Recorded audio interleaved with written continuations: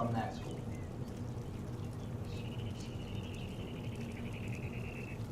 Stand sit straight up. Yeah, how dare you have bad posture. I was making sure the camera wasn't cutting off your head. All right. Let's get started with our secret sneak pre-session for the Storm King's Thunder campaign. We're going to go over a little background on kind of what's been going on. This campaign takes place in the north of Faerun, what's called the Savage Frontier, the area between the Sword Coast and the Anarok Desert. Think kind of northern Germany, mountainous, cold areas, but also fertile lowlands and valleys where towns have sprung up. Commerce and agriculture have thrived along the coast. What you guys know is over the last few months, things have been going very wrong because giants, which normally stick to their own areas, have begun terrorizing towns, sailing up and down the coast and pirating ships.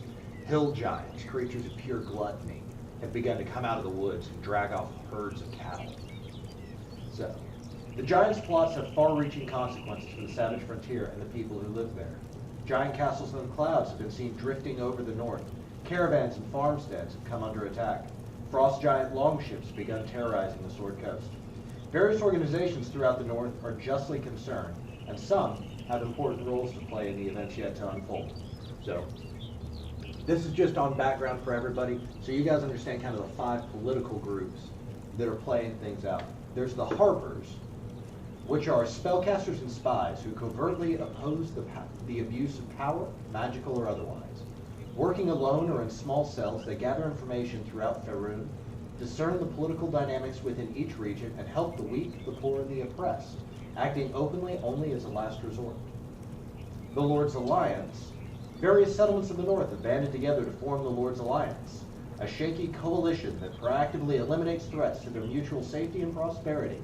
Alliance leaders are often contentious, with their operatives seeking honor and glory for themselves and their respective lords. Key representatives of the Lord's Alliance include the canny Lord Gauntlet Never-Ember of Neverwinter, the resplendent Lady Lariel Silverhand of Waterdeep, the grave Lord Taryn Hornblade of Silverymoon, and the willful Queen Dagnabbit of Mithril Hall. Did you say Dagnabbit? Dagnabbit. The Emerald Enclave, a group of wilderness survivalists who preserve natural order by rooting out unnatural threats. They struggle to keep civilization and wilderness from destroying each other, and they help others survive the natural perils of the savage frontier. Can I just write hippies and PETA?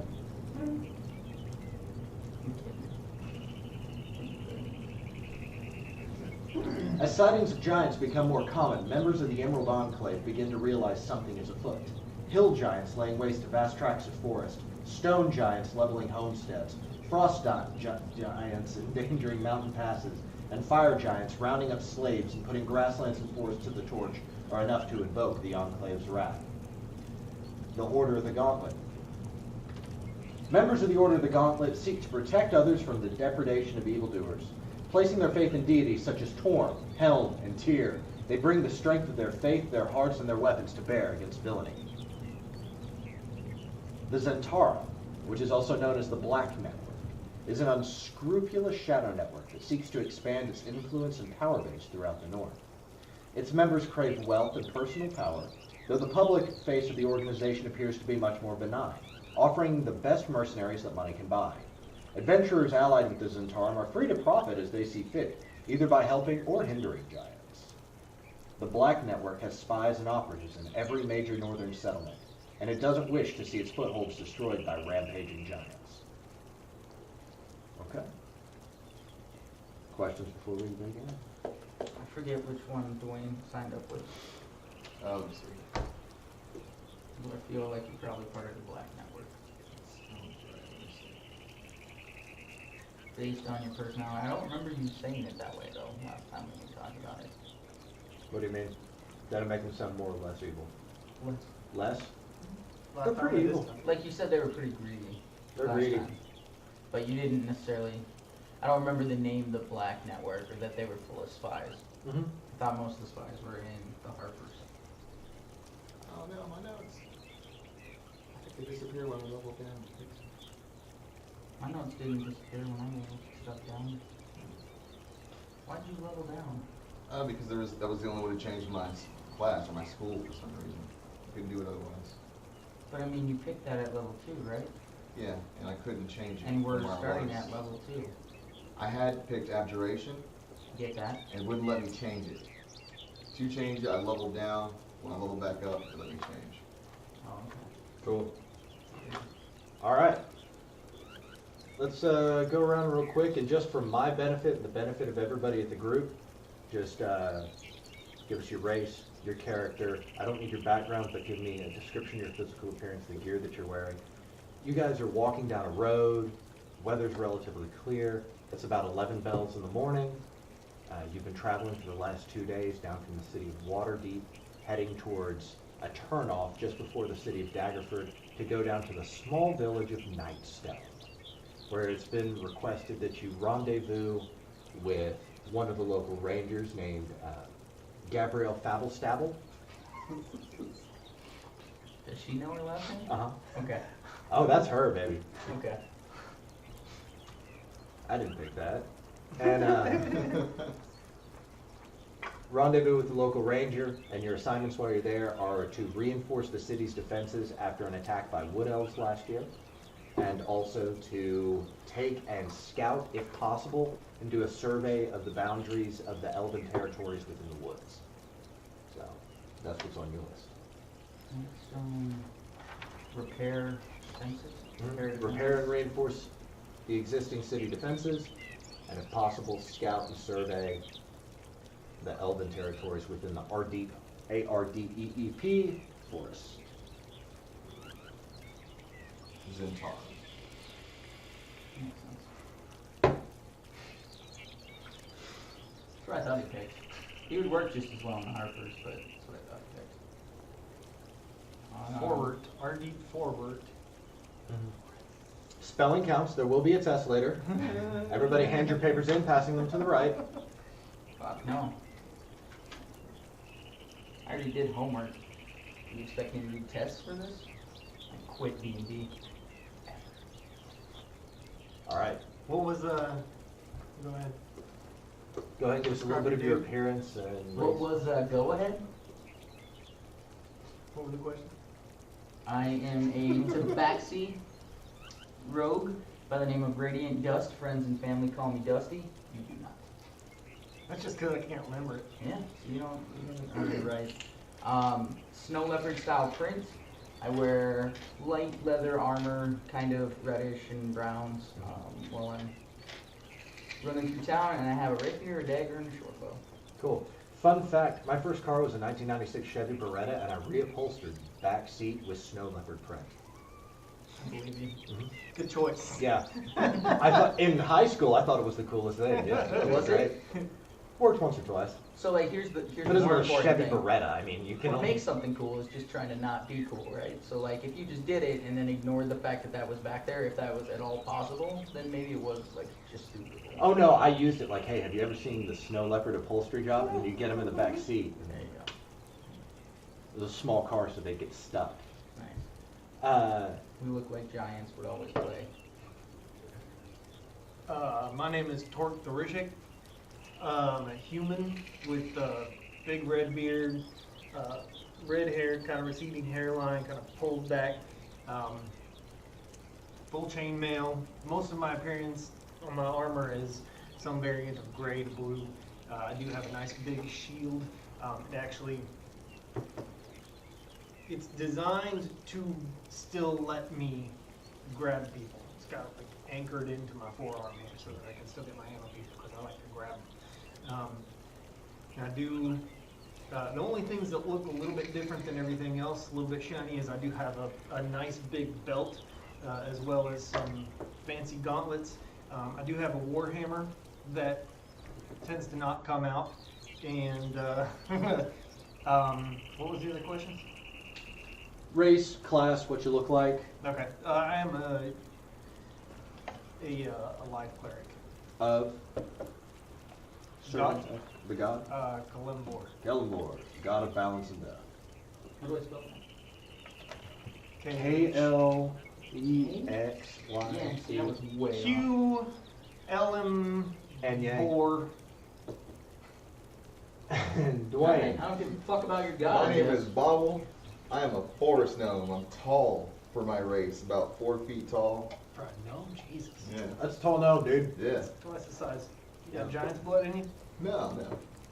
Maybe. Maybe. I have a long, bushy beard that's, well, it's not bushy, it's tied into dreadlocks, and it changes color with my mood. Well, let's see. Like, is it I'm a wizard. range or can it go like any color on the spectrum? Well, I've seen it turn, a lot of different colors. Red means angry, wants your ass. I'm gonna need a emotions chart and color chart from you. That's your homework. What is chartreuse? Is that when you're sick? Chartreuse, what color is that? Ugly piss green. Oh, that happens when I'm sick. So I was right. Sick Yeah, of mood? yeah. Sick as a mood? Nauseous. What about Which counts as an seafoam emotion green? for gnomes. Huh? What about seafoam green? Seafoam green, I haven't seen that, so. I'm just trying to figure this out. If you ever see that, you should probably watch out for projectile. What about like a Okay. royal blue? If it's a royal blue. Oh, that just means I'm in a pretty good mood. I'm chill. What about chill. purple? Smoking my gnome weed. Huh? What about purple? Purple means I'm full of myself. I did something So is awesome. it like always purple? You'll be seeing a lot of purple. Start wearing purple, purple. We doing the rumors now? Yes. So you guys, you two have known each other for about 3 years. You guys have known each other for about 2. And what are some rumors about you that may or may not be true? You did not say what you were. I don't know if it matters. Gnome? Forest gnome. Wizard. Evocation? Or not evocation anymore. What am I? Yeah, evocation. Yeah, evocation. You switched to evocation. Yeah. Evocation wizard. Evocation was you blow stuff up good. Yeah. The first rumor about me is that I'm not a gnome at all. I'm a shape-shifting demon. Okay. All right. The second one is that I'm descended from royalty. You're a descendant from royalty. Okay. 2 rumors No about royalty. Bobble. And about Torque the Rishik. One of the rumors about me is that I used to actually be what is the equivalent of a level 20 death cleric. And during the Great War in Kalimbor, where I came from, I'm not, in the Great War of Corvair, Corvair and Kalimbor are so close. In the Great War, as I was bringing balance, I kind of got carried away, like real carried away, and just started believing that in order to bring balance, I need to kill everybody who was killing people. And I, Kalimbor, in order to make me atone for not actually creating balance, knocked me down to a level 2 life cleric. And then the other one is that I'm not actually from Corvair. And I just like to tell people that to sound fancy. Okay. Okay. Maybe secretly a hillbilly? I don't know. Okay. It's quite possible. And Radiant Dust. The Dusty. first one is that I've stolen 4 masks from the masked lords of Waterdeep. And the other is that when I go to whorehouses or brothels, I really only like to be petted by those. Keeps it all above the waist, but he likes his belly scratches. Just pet me, baby. Scratch those whiskers. Cool. All right, guys. We are on our way to, what was the name of that place? Nightstone is the name of the village. Heading from Waterdeep to the small village of Nightstone, so named for an enormous black monolith in the city square. This stone is magical obsidian and predates the founding of the town and has been a source of local mystery for centuries. Last year, the citizens came into conflict with the Copper Elves of the Ardeep Forest. The dispute originated over what the elves felt was overreach by the mainly human population into their native elvish hunting areas. This escalated and resulted in a nighttime raid by the elves that left 35 dead, including the town's benefactor and mayor, Lord Nandar. Now, slightly over 12 months later, his wife, Lady Velrosa Nandar, has requested that some adventurers and mercenaries from Waterdeep visit Nightstone and reinforce the local defenses, and if possible, scout the Ardeep Forest to determine the boundaries of the Wood Elf territory. You have been given a small map of the area and the name of a local ranger, Gabrielle Fabelstable, who will meet you at the Temple of Lathander and guide you through the woods. You three have been on the road for 2 days, and the turnoff for the village of Nightstone is still some distance ahead. As you pause along the side of the road, the rutted pathways of the long road reaching before you, the sound of hoofbeats begins to grow in your ears. Everybody roll initiative.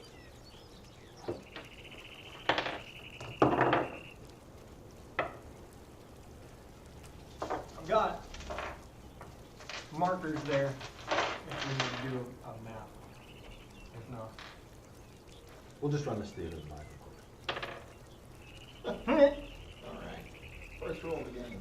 See what your campaign's gonna be like. You got wet erase. Those are all every. Okay, cool. All right. Bobble, 1. Torque, 18. Dusty. Also 18. Okay, who's got the higher dex mod? Him. Okay. This way everybody can see it and keep track.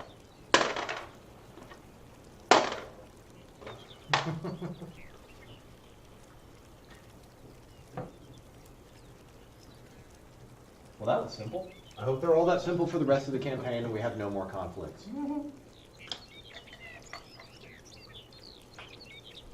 Dusty.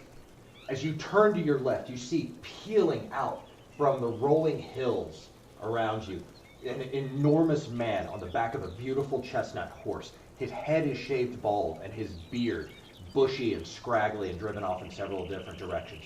He is riding with what appears to be a great axe held out in one arm and full tilt heading right towards the road. Behind him you see a smaller but still intimidating and muscular man, darkly tanned from being out in the sun, long black hair pulled back, carrying a large crossbow. As they both ride at full speed towards you guys, the bald man with the great axe looks at you guys, swings his axe, and begins to bear down on you. What do you do?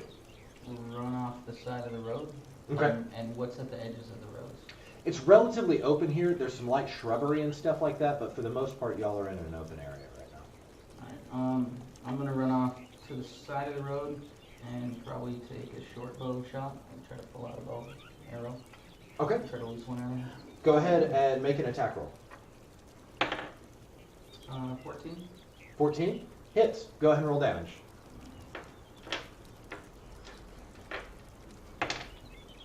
6 damage. 6 damage? Yep. Okay, will you track damage for me? Just write Rider 1, 6 damage, and Rider 2. Okay. Rider's 1, Rider And then, Rider 1 took 6 damage. 2. Mm-hmm. Okay. I'm gonna probably just run further off the road for now. Okay. Doing my bonus action, cunning action, and As you get about 30 feet off the road, you can see that there's some woods and some larger stones. Do you want to try to hide or conceal yourself or anything? yeah, I mean, if I'm already there, I'd like to try and hide. Okay, go ahead and make a stealth roll for me. You got crazy ass stealth bonus though, don't you? And actually, I have a cloak of elven power, so I'll stick with that first one. 11. 11? Okay, so here's how this all plays out. You draw your short bow, you launch it instinctively, you scuttle off the side of the road, finding a large bush, you press yourself behind it, and you look over your shoulder, and you feel like for a moment you're concealed. Okay. Okay. Torque. You see your friend, Dusty, takes off and conceals himself behind a bush. You see this rider retching from an arrow that's buried itself into his shoulder, but he doesn't even break his grip on his great axe. He once again kind of bears down and lowers the head of it as he's riding right towards you. What do? He's full charge towards me? He is full charge, moving at like 60 feet around. Alright, I am going to, as soon as I'm gonna hold until he comes up to me, and then as soon as he comes at me, I'm gonna slam my shield right down.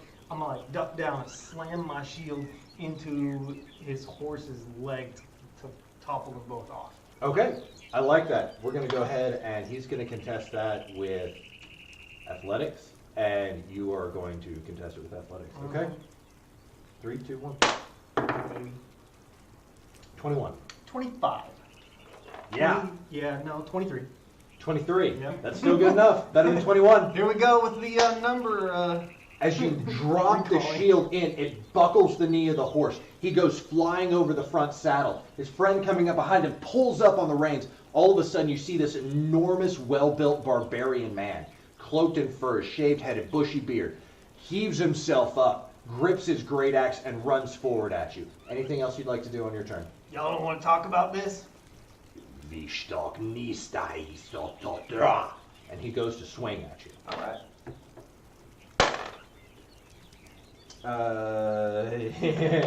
As he swings at you, some of the blood and sweat from the front of his face loosens his grip on the axe, and the axe slings wide and buries itself into the dirt beside you. He pulls back and away. You look over your shoulder and you see that this large raven-haired man is going to pull up his crossbow and take a shot at you. And that's going to be a 23. Woo! Yep, that'll do it. That'll do it. Okay, you take 5 points of piercing damage as he launches a crossbow bolt at you. It buries itself into your gut. Your chainmail taking most of the impact, but you can still feel it piercing into your skin. All right. All right. We're in dangerous territory. All of a sudden, the larger man stays locked in melee with you about 5 feet right up on your face. Okay. The raven-haired man who's still on his horse begins to move around and circle to try to flank you guys. Okay. Moving about 30 feet around the opposite side. Bob, it's your Opposite turn. side of me. Or same side So of me. you're now between, if we're going from left to right, Yeah. it's like big red-haired guy who we're going to call Halric. Halric and Torque are in melee right here. Bobble, you're standing right next to Torque. Okay, you ran off 30 feet this way, and this guy has circled around and is now pinned between you and Torque. Okay. Got it? Yep. So Torque and Bobble are right here. Raven-haired guy still on a horse. You're in the woods. Okay. Gotcha. I'm gonna drop a snare where I think the second rider's trying to flank us, Okay. and I'm gonna dive out of the way. Okay. Snare. The spell snare. Snare, yeah. Go ahead and read that, Jimmy. Let's see. As you cast this spell, you use a rope to create a circle with a 5-foot radius on the ground or the floor. When you finish casting, the rope disappears and the circle becomes a magic trap. The trap is nearly invisible, requiring a successful intelligence or investigation check against your spell, save DC to be discerned. The trap triggers when a small, medium, or large creature moves into the ground or the floor in the spell's radius. The creature must succeed on a dexterity saving throw or be magically hoisted into the air, leaving it hanging upside down 3 feet above the ground or floor. The creature is restrained there until the spell ends. A restrained creature can make a dexterity saving throw at the end of each of its turns, ending the effect on itself on a success. What's the Alternatively, casting time on this? let's see here. This is 1 minute. So you're going to take a full 10 rounds and... Fuck that. Okay, let's see. You get your sneak attack In that case, as long as you have advantage on the attack, right? Yeah, but there's other circumstances too. Yeah. But I mean, like if I've got somebody on the ground, you have advantage. You can walk up and just. Yeah. I am just going to throw a witch. No, let's see. I'm gonna start with a firebolt. Classic. Yeah. Classic. Firebolt to the second rider. Tried and true. To the second rider, rider Yeah. number 2. Yeah. Okay, go ahead and throw. That is an 11 to hit. 11 just misses. As you let the firebolt go, he ducks out of the way and it kind of singes the end of his ponytail. And you can see him looking in your face now. This is an older guy. You're kind of surprised that someone who's lived this long is still out riding around. Grandpa is fighting against the force gnomes. It's messed up. The giant Looks at you force very gnomes. confused, and he begins to trot the horse and has now fully positioned himself between the two of you guys. You're standing next to Torque. Torque is brawling with this guy. There's a horse laying on the ground next to you guys. What would you, any else? I'm gonna dive out towards my roguish friend Dusty. Okay, you're going to try to run past the guy on the horse? Yeah. Okay. As you run past him, he's going to take a shot at you with the crossbow. It's going to be a 16. That hits. And that's going to be 11 points of damage. Holy crap. Opportunity attack. With crossbow. These guys are vicious. Specific thing he does, man. Okay. It's vicious. TPK on the first encounter. Yeah, right. Okay. Back to the top of the order. Play today, and we told him we were going to. Dusty, you're hiding in the brush. All of a sudden, you see this tall raven-haired man shoots a crossbow bolt into your forest gnome friend. It takes a chunk of his hip out. You see him stumble as he crawls to the edge of the tree line. What do you do? He seems distracted, so I'm gonna attempt to attack him. Okay, you're attacking the guy with the crossbow? Yes. Cool. Go ahead and make an attack roll. With my short bow, that's a 24. That definitely hits. Did he know where I was? He does not. Go ahead and roll your Only attack. one and your sneak right attack. now? Yeah, probably just one of these. I think so. Well, the sneak was 6 and 4, so that's 13 damage. 13 points of damage. As you pop out from under the shrubs, you aim up at him and you launch your short bow at him, and you see it catches him and it cuts a major chunk of his upper cheek out of the way and takes his right ear off. As he recoils, his hands instantly going up to the side of his face, you can see blood immediately begins to flow down the front right of his face and his neck. I'd like to run up to him and attempt to also stab him with my dagger, like just Okay. in the side. As he's on the horse, you run up, you position your hand on the pommel of the saddle, and you throw yourself up and lunge for his neck. 10. 10, he still has just enough awareness. He brings his arm up, and you see he uses the sharp point of his elbow to push your arm away, and your attack kind of falls through. That's bonus action. I think I'm good. Cool. Excellent. Torque. You've got this big guy standing in front of you. He's regathered himself. He's got his great axe. He's pulling it out of the dirt. You can see that the raven-haired guy's struggling and looking pretty rough. Your friend, Dusty, seems to be mixing it up with him right now. What would you like to do? I'm gonna hunch down, look at Bob, shake my head, and I'm gonna shoot this guy right in the waist to try to grapple him. Okay, as you And go for... knock him to the ground. Boom. Okay, so you're going to shove him to the ground first. Double leg takedown. That's a 7. 23. Yeah. You shoot and you boom. You knock him to the ground. So you dismounted him. Right. Now you've shoved him to the ground. No, so that was just my grapple. So I've got him grappled. I've got him around Okay. the waist, but for the bonus action, I have to try to shove. So it's another contested to see if I can get him to the ground. Gotcha. That's going to be a 17. 21. 21. Yeah. You double leg him and then you do kind of like one of those heel hooks. You slip your right hand down and you grab him by the back of the heel, push forward with your shoulder, and his weight just goes tumbling to the ground. He tries to press back up against you, but your technique and your position is too good. You easily get like pass guard on him and you're over his chest. We could have talked about this, buddy. He begins to reach up. Do you speak Bothi? I don't. No? Yeah, you can understand what he's saying. He's reaching up for your neck. Maybe though. I should have. I didn't pick my second language. I took Gnomish so that I can talk to him, Is- and not necessarily everyone can understand Is us. Bothi By the way. the common giant language? No, at least one person needs to have giant. I'll take giant. No, it's the language of the Uthgard tribes and barbarians. Oh, that was the other guy. I thought I was Utgard.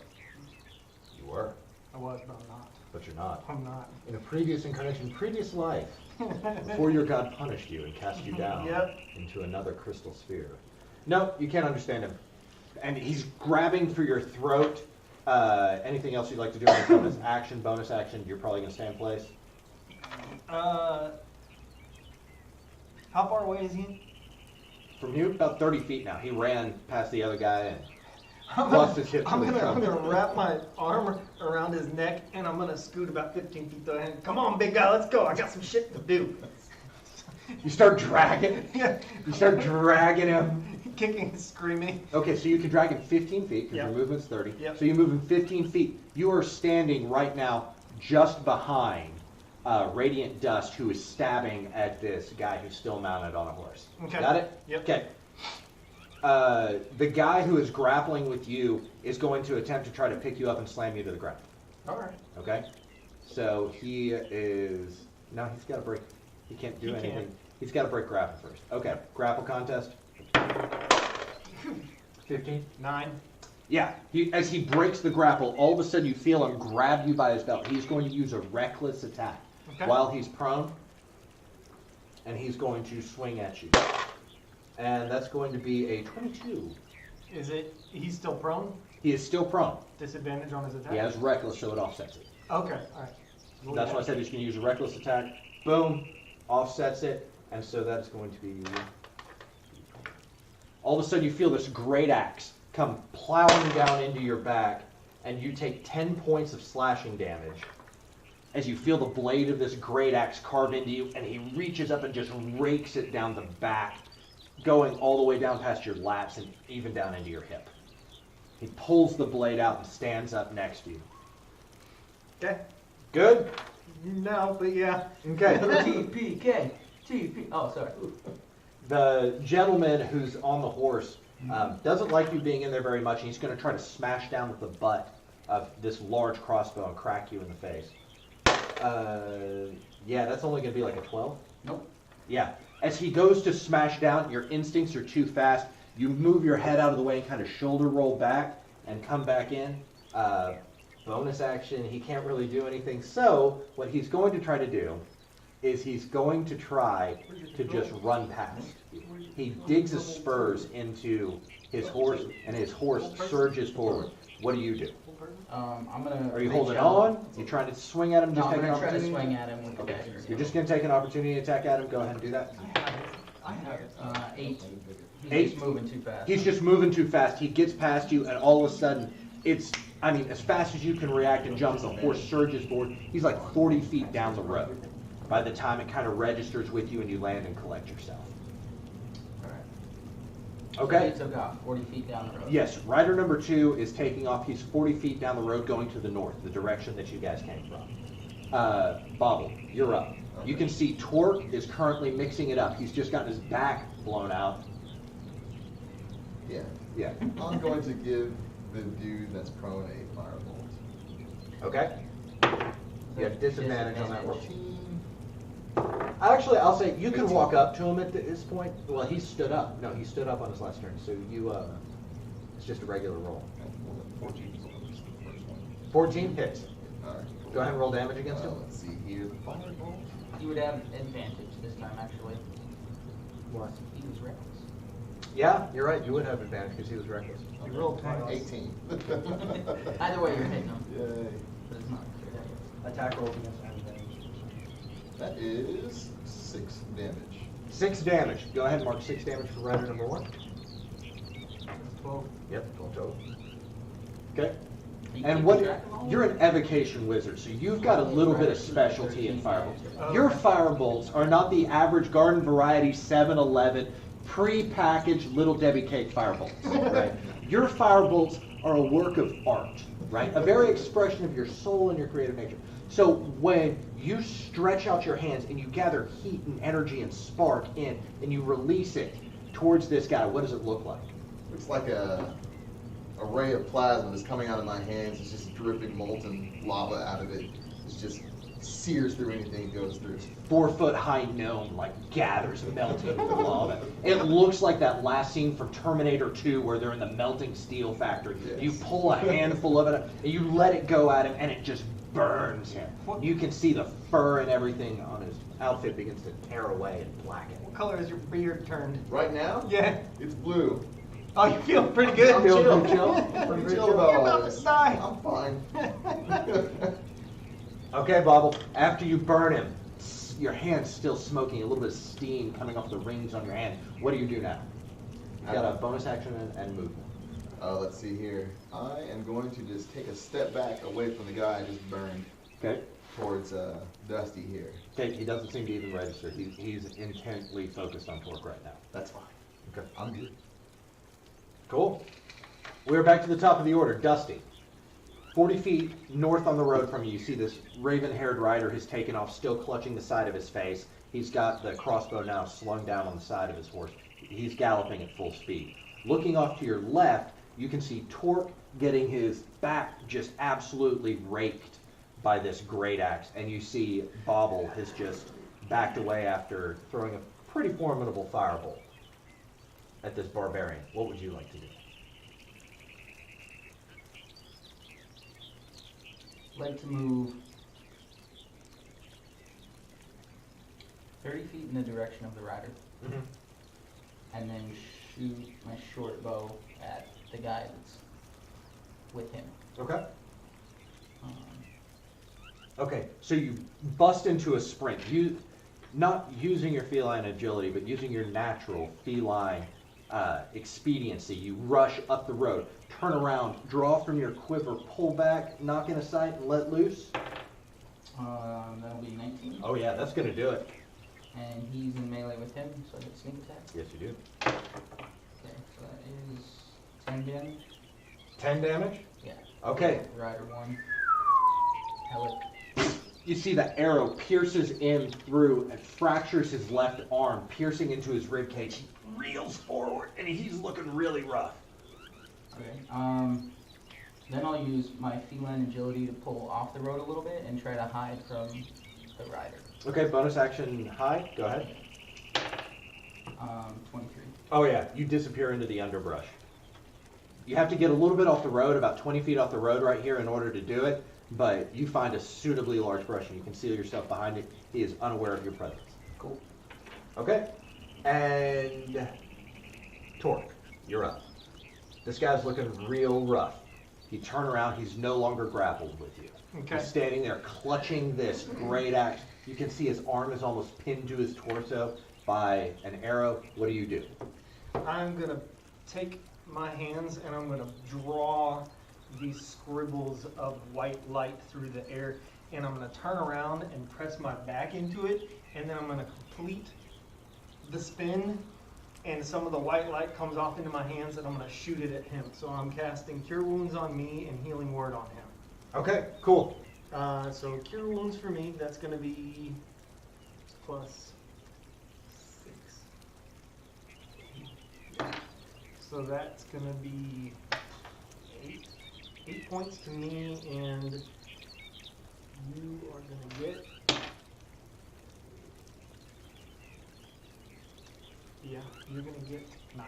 Holy crap. Life clerics with healing word is so ridiculous. Holy crap, thank you. And that's going to be my turn. Okay. Rider 1 goes, nada, he's no mista tatavasa, and swings this great axe down over his head. He's going for your dome, dude. He's just trying to crack your skull up. Reckless attack, trying to split open your brain pan. Yeah, that's going to be a 23 again. Okay, I'm going down. Okay. Just hope he rolls low on his d20. 13 points of damage. 13 points of slashing damage as he smashes into your skull. You feel your head go reeling back. The whole world goes black. Immediately the front of your face feels wet as your own blood begins to soak into your beard and cover your eyes. As bonus action, he's going to attempt to kick you in the ribs. And that's, as he goes, your arms just instinctively come up and the foot of his boot just clashes off the front of your shield. And he stands back. And he's still locked in with you, man. This guy's giving no ground. Doesn't matter, I'm down. Oh, he's going to try to stomp on you then. And somehow he misses. Because he literally rolled an 8 to stomp on you. Actually, he had advantage on that. And 12? Nope. As you Bobble, you see your friend hit the ground, bleeding from the head, blood coursing out of him. And this barbarian stands over him, stomping on his shield, trying to like drive it into his chest, mocking him, spitting upon him. Rider number 2 is going to go another 40 feet down the road, so he's now probably about 60 feet away from you. Okay. And he is going to use dash and go another 40, so he's now about 100. Okay. So he's just full blown, full tilt boogie. Bobble, your turn. Alright, let's see here. Gotta say Torque. I'm tossing another firebolt at Rider 1. That is a 15 to hit. That hits. You want to roll damage? 7 damage. Okay, how you want to do this? I want to walk up to him, put my face just against his mouth, and just push the firebolt through his head, just burning with the laser until his face just melts off. He's gonna be like this for you. Yeah. He's a barbarian. and Yeah. Oh yeah? Okay. Just pushing it into his mouth until his head just melts away. And what takes this barbarian by surprise? He doesn't deal with a whole lot of gnomes, and so it was very weird to him when you walked up, you just put your hands over his mouth, and all of a sudden his jaw superheats, liquefies. And like the last scene of Indiana Jones, as his flesh and muscle melts away, his eyes roll into the back of his head and he just falls over. You see Torque laying there in the dusty road. What would you like to do? Search this dude's pockets for healing potions. Search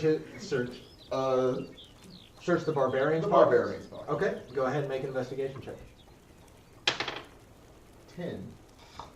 10? 10. Okay. You find a small pouch that the barbarian has, and it has within it a small. It looks like this was not his. It's too finely made, too well crafted.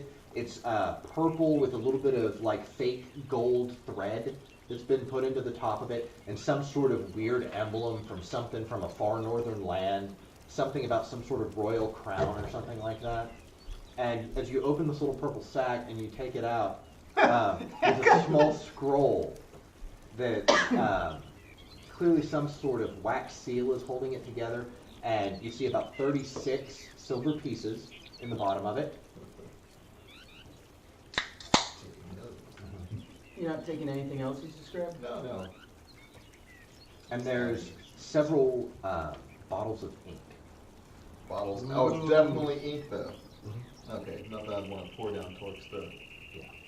I mean, it's clearly labeled as like No, but like you want ink. Hanson's finest writing ink. Okay. There's 2 bottles of it. Okay. All right. Finest, right? And that's it for my turn. Yeah. Okay. Dusty, you are about 30 feet away from Torque, who is laying on the ground, bleeding out. You see this guy. He's about 100 feet north of the road on you. He doesn't know you're there. What do you choose to do?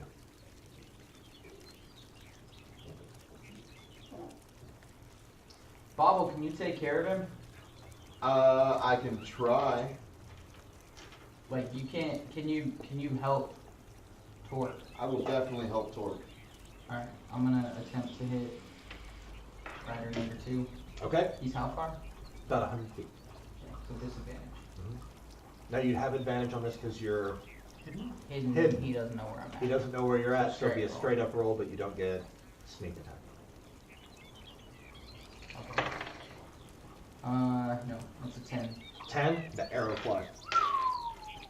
As So- it goes over his head to the left, you see he disappears over kind of a crest of a hill, and the sound of his foot, the sound of the hoofbeats kind of begins to fade. Alright, well I will run back over to this fool. Can I bonus action try to medicine check or wait until next round? Medicine checks in action, because Okay. that's actually, you're having to actually patch him up. But if you want to do a medicine, I mean, you could do a medicine check to see what's wrong with him, or if he's poisoned, but you're not a moron, you know that's not what's going on. No, he got his skull bashed in Right. by an axe. He's got a giant wound in the front of his head. Okay, so we're good. I'll just run back over and hang out, I guess. Okay, you position yourself, Bobble and Dusty. You guys are standing over Torque's bleeding out carcass right now. I need you to make a death saving throw. Oh, that's a good one. 13. 13, that's 1 success. Okay, Bobble, Can I? laying on the ground. He's gasping for air. You see blood trickling out of the side of his mouth. A little bit of snot, too. It's really unattractive. He's an ugly dyer. Okay. I'm taking note of his condition. Can I maybe lift his legs or something, lift his head, try to give him advantage on the death saving throws? I would let you do help on that if you wanted to, or you could try to make a medicine check and see if you can stabilize him. Yeah, that's what I'll do then. Okay. Medicine check. 12. 12. You managed to successfully stabilize him. He is still at 0 HP, but he is no longer rolling death saving. Alright. He is unconscious, laying on the ground, but you pull out some gauze, you stabilize the wound around his head, you've got pressure being applied to it. He's no longer immediately dying, but he's in rough shape. Can I check his pockets for a heal pot? Sure, do you have any heal pots in your pockets? Don't think so. I don't have any. And I don't think I can drag around someone wearing full armor. I don't have any strength. I have a flying broom. We can just tie him to it or something. Okay. So if you make 3 successful death saving throws, does it bring you back to 1 HP? Only if you roll 20, you get back up with 1 HP. Okay. If not, you're just 0 and stable. Just like you are before he Yeah. You are unconscious but stable. After completing a long rest, or after completing a short rest, you will be back to 1 HP, and then you can attempt to complete a long rest in order to get yourself out there. So you're at least 9 hours away from being back in shape.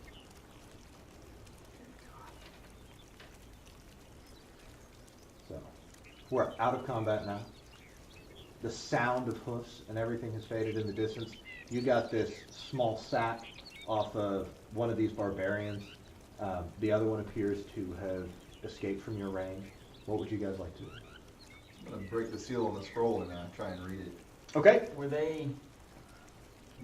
Was he heading in the direction we're going, or did he go back the way that we came from? He went the direction you guys came from. Okay.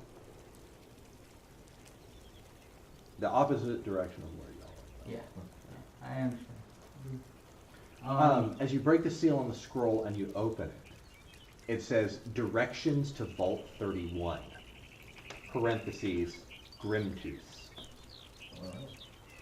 And then it has a series of directions for what appears to be a couple of small forest paths that are not far from where you guys are at. Maybe 2-hour walk.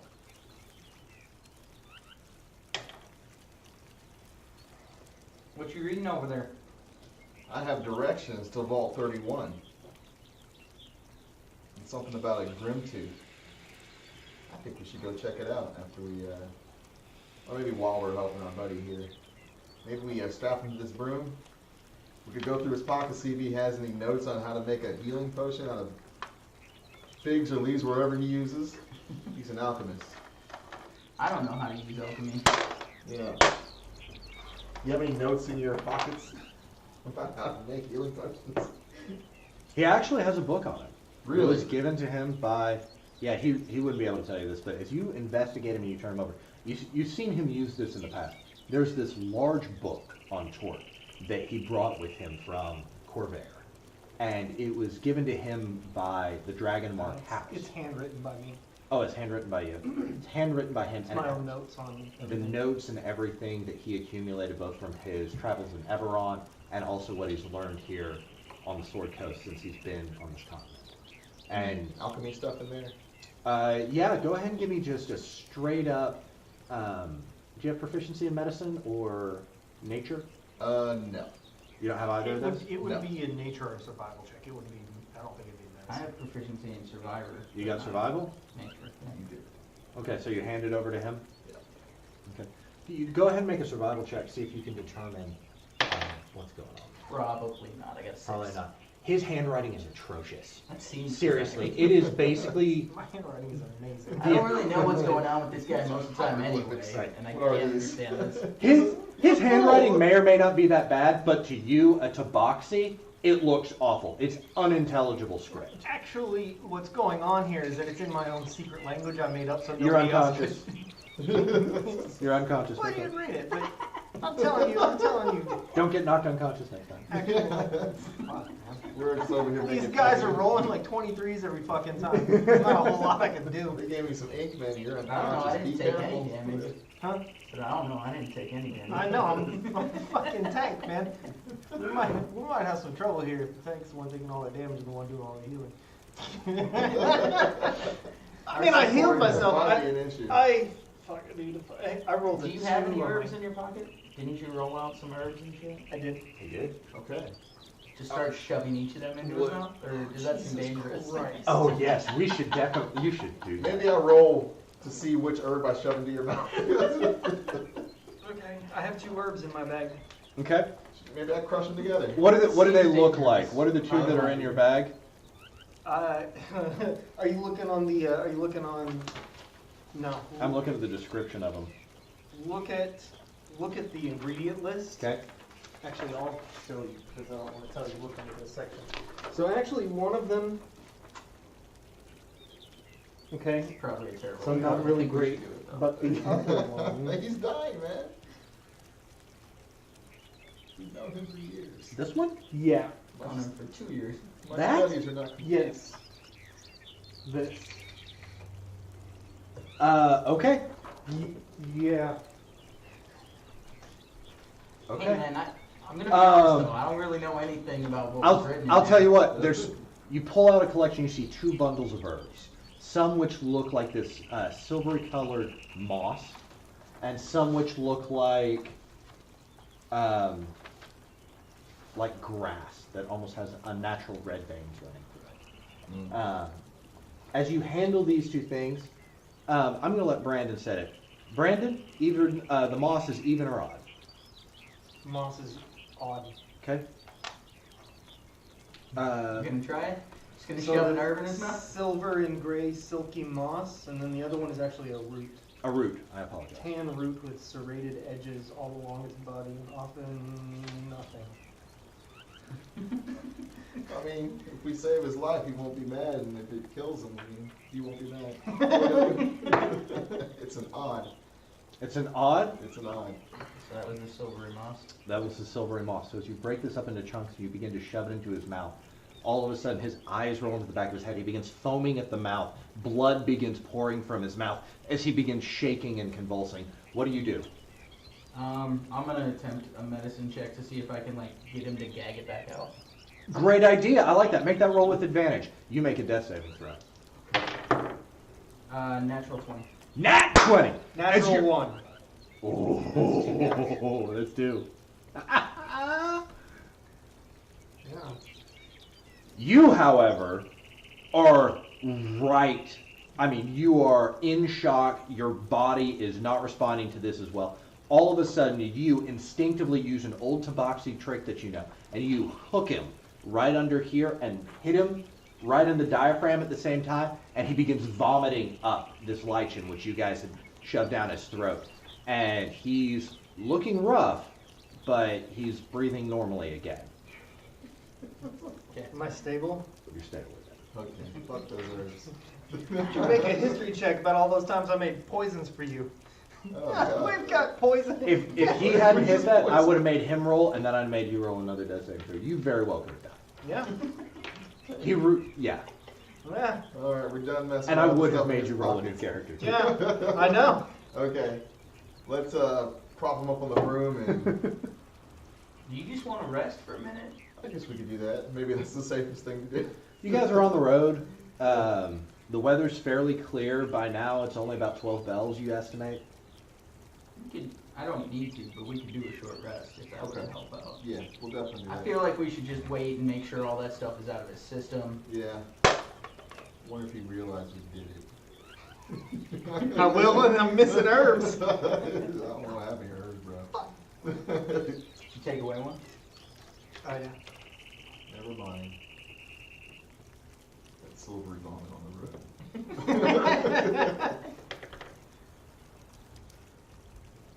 Do you have a bruise on his chest from where I just fucking cracked? Oh yeah, I mean, even through the chainmail, I mean, you weren't playing around. You just did like a full-blown, or no, you did a leopard fist. You just like smacked into him, hooked him under the throat at the same time, and all of that just came up. Old tobacco methods. Ma had to do this to me when I was a kid. I was curious. Throw a gust up your butthole. Such a great idea.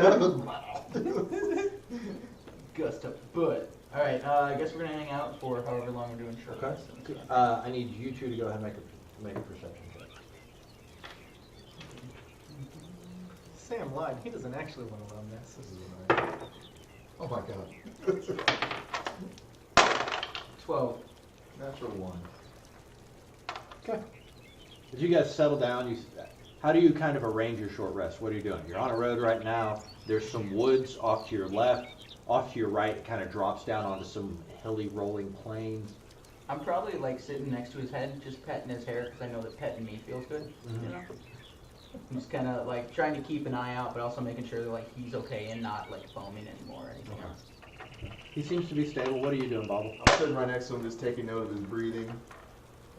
Trying to figure out how to start a war. Checking his pulse, yeah. I need you. Just figure out. Teach me how to start a war.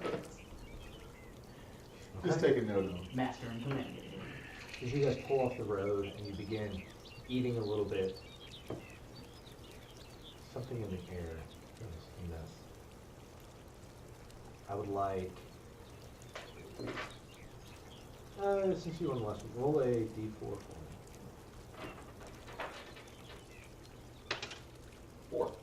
4. Okay. High numbers, always good. Especially for encounters. Numbers is always good. Emerging from the woods behind you, you see 4 figures in chainmail, carrying long swords. 2 of whom have long bows. They have yellow-orange skin, pulled back, black hair, and top knots. They walk out of the woods and they look at you guys and go, "Time to pay toll. Be 10 gold pieces apiece. Don't cause any trouble." I'll move over to him and pay. Okay. Silver extends his hand. Do you gentlemen have any healing potions? Yeah, we'll sell you one, sure. I'm Karthak, and this is me merry men. We're the hobgoblins with hospitality, if you will. And if you want a healing potion for 75 gold pieces, Could I trade you some poison for it? what kind of poison was it made out of? It's this silvery moss, and it will definitely mess something up. It's in your back. It's when you make your character. Make a persuasion roll. He seems to believe you, but he's not entirely sold on how valuable it is. 18. 18. All right. Tell you what. Pay your toll for all 3 of you. You give me the poisonous moss that's so valuable. I'm going to town anyway, and I'll give you a healing potion. But if I go into town, I find out this isn't very valuable, and I come back and I see you on the road again, I'm going to pull out each one of your claws, one by one, and stick them into your eyeballs. We got a deal? Think so. Hold on 1 second. Bobble, you got 5 gold. We need like 5 more gold, and then I need the rest of the silvery moss from Torch. Yeah, I didn't, How much of that did you give him? He's taking all of it. Yeah. It's Just- to get a healing. Just the potion. moss? Yeah, just the silvery moss. So there was 2. If you want to, on that cheat sheet I gave you, Mm-hmm. no, the little note card, the yellow note card, yeah. You should have some starting gold. It's uncommon. Okay. how much? I don't know. I started with 25, but I come from a wealthy family. And you're giving him 2 portions of it, roughly? Yeah. Yeah. He said I had 5 gold. Start with Okay, 5. hold on. I figured. I can find it real quick. What, how much? I got it. we'll start with? I got it. How much he starts with. Oh. Yeah, he has no he didn't idea. pick like a Dungeoneer's. 3d10 or something like Okay. that? He didn't okay. pick a Dungeoneer's pack. Did you No. pick a background like Acolyte or? Probably, if it was in the initial stuff, then yeah, I picked all that. Other than that, no. Description, Sage. Sage. So, But it's, yeah. How many gold pieces did you start with? I started with 25 coming from a wealthy You're from a wealthy family. You start with 15. 15, all right. So he'll give me 5, and I'll get the silvery moss from him, and I'll bring it over. Okay, so he's counting up the gold pieces. He's got a total of, you're giving him 30 Yep. gold pieces? number 1 Takes got it, 10 for being a Sage. 10 for being a sage? plays with it in his hands, reaches around behind him, hands the 30 gold pieces to one of the gentlemen carrying a longbow, reaches over to the other one, goes, "Terrence, give me the healing potion." This guy pulls out what looks to be like a little milk carrier, removes 1 red healing potion from it, and hands it very gingerly to you.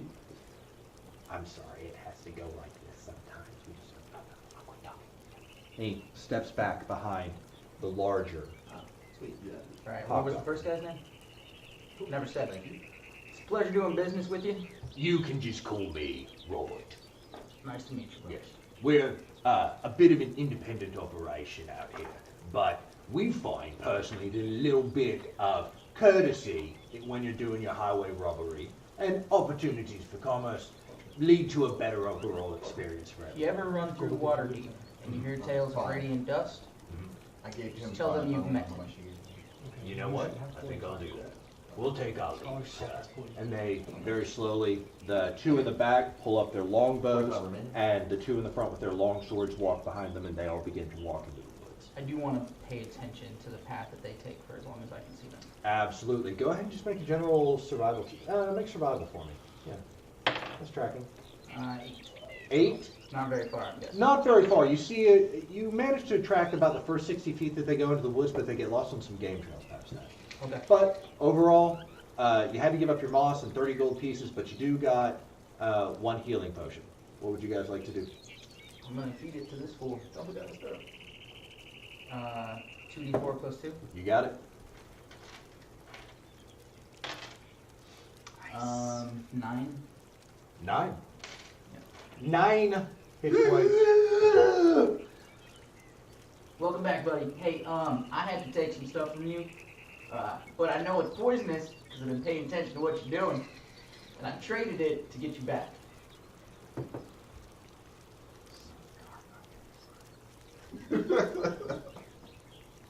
That darkness to fuel your life. I appreciate what you've done for me. I want him to be Southern again. I just can't break that habit. Just so you know, I don't hate you. Do you feel like starting a war? No, I done did that already. I ain't fucking going back to war. Okay. War is terrible. The Well, only getting people that want knocked war is the unconscious does people not who ain't start never wars. been in war. Taking notes on what does and doesn't. Just like this do and don't list. Torque unconscious? No. No war. I've been in war. Okay. You know that I've been in war. I'll remember I that. don't want to be in war again. The only people that want war is the people that ain't never been in war. Just so you know, it was a good deal. That. They were hobgoblins? Hobgoblins. That shit was worthless to me for now. Anyway. Robert and Terrence were the two that gave you names. Terrence was the seemingly more mild-mannered one. Robert appeared to be the leader. Well, shit, gentlemen. Do you want to hang out and try to get yourself as far as you can? Or he found this scroll with directions somewhere. I know we're supposed to be going to Nightstone, but I think we got a little bit of time. Vault 31. I'm into it. I'm into it too, except the fact that I'm fucked up. I ain't got a whole lot of healing left in me. If we sat around here for a while, I could recharge a little bit, but it's not going to give me my spells back. Alright. If I get hurt again, I want to go in there. What time of day? You said 12 bells? Yeah, about 12 bells. How far away is it town? The town, another full day's travel, maybe a day and a half, depending on what the weather does. How far away does it look like that map, those directions are? 2 miles, was it? You said about 2 hours walk. 2 hours walk. Does it look like it goes the same direction those It's in the hobgoblins same. went? Not. That's hard to tell because the turnoff for this Vault 31 is further down the road. Oh, okay. So probably not. I mean, maybe, but probably not. But kind of on our way. It's like Yeah. going to a roadside attraction. Yeah, it's like you know, if you're going up 287, like those big pull-offs for truckers Yeah. that you see, it's kind of like an exceptionally large one of those that involves something. Yeah, you go to named Wall Grid. Drug in South Dakota. Yeah, something like that. Yeah. Biggest ball of yarn in the U.S. It's like if someone told you that there's a demon-possessed Buc-ee's. Oh, fuck yeah. We gotta go there. Alright. Could That we? settles it. Never been to Buc-ee's, so this will be a fully unique Have experience. you really never been to Buc-ee's? Correct. Neither. I've been to Buc-ee's. Okay. Road trips. I thought we were about to have to like literally take a trip. Like, okay, we're gonna quit streaming. We're gonna go get some beaver nuggets and we'll be back. Saltwater taffy. Yeah, baby. Ain't you got that, well, you got some sort of spell that, I'm just thinking about taking a long rest before we go in this place. Okay. Okay. In that case, I can take some time to set up How- 3 snares around this. Okay, and then you can take it, how long did they last? Let's see here. 8 hours? Oh, that's right there. Do they take any 8 hours? concentration? 8 hours? 8 hours. Let's set up some snares, get some shut-eye. But We'd they be going do in use up whatever rope you use, right? Doesn't mention that. Don't we all have It's- some? Oh, The yeah, rope 25 feet disappears. of rope, which the spell consumes. That's 75 feet of rope. I mean, I have some, I but don't think you've got Maybe rope. 1 snare? You got any rope? Huh? I don't have rope, but he does. I got 50 feet though, so I can only get us 2, and that uses up any rope we got. Do we want a snare? You don't have a bar, do you? I took a priest No. pack, I don't have no rope either. Yeah. Next time we get in town, we're gonna find just a shitload of rope. I got string. Does that work for everyone? We could try it. All right. Looks like we're just gonna have to keep watching chips, guys. Okay. We need another fight. This will all be for naught. Who's taking first, second, and third shift? Do we want to put up one snare? Catch one thing. I'll cut my rope in half. Is there a way? Can we look for like a grove? Like Go ahead and make a survival check. See if you can scout an easily defensible position in the woods. May I as well? I don't need Yeah, to. I'll let you give him advantage on I that. don't need I to. got a nat 20. You got a nat 20. Oh yeah, you find the groviest grove that ever grove, Yeah, bro. I love Dude, groves. You find what I like looks. groves. This is clearly a remnant of some sort of fey architecture that was taken up in the distant past. You see these 3 trees that have been arched over and twisted together, almost to form like a bridal knot that goes up. And in the merged trunks of these trees, they have grown together in this thick, lush, heavily oaken, shady area. And you can tell kind of from the way the topography and everything comes down to that this was probably some sort of ceremonial place at one point in time. And it provides like the perfect level of concealment while allowing you to look around while giving you more than enough space. You guys can all lay down, take off your armor, and be super comfortable. Okay, so as we go in, I want to kind of try to pay attention to me as a rogue, what direction I would come from, and then I will give him. I'll cut my rope in half, give him 25 feet, and ask him to put a snare up in that direction. You guys take about 10 minutes and you kind of scout around the area. You figure out, hey, if I was approaching, here's kind of what I would do. And you locate an area between 2 large trees where everything kind of bottlenecks down, and you can set your snare there if you like. All right. And I have to pay attention specifically to how it's casting spells. Okay. I've always kind of been fascinated since we were in the mercenary corps together with like the magic that he uses, and so I'm trying to pay attention and learn what I can. Say a bunch of unnecessary words, a bunch of unnecessary motions while I'm setting the snare. Make a sleight of hand check. Against what, my perception? Yeah, you were in prison. Natural 20. It doesn't How matter. about insight?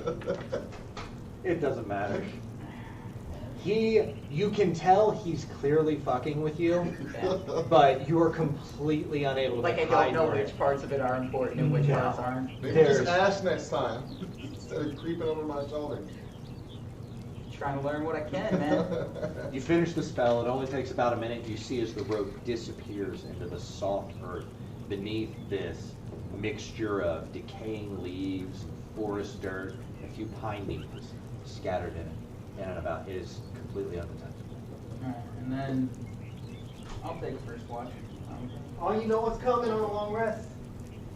While we've been looking around for, Well, we're setting up and defending ourselves. You're gonna go hunting for herbs.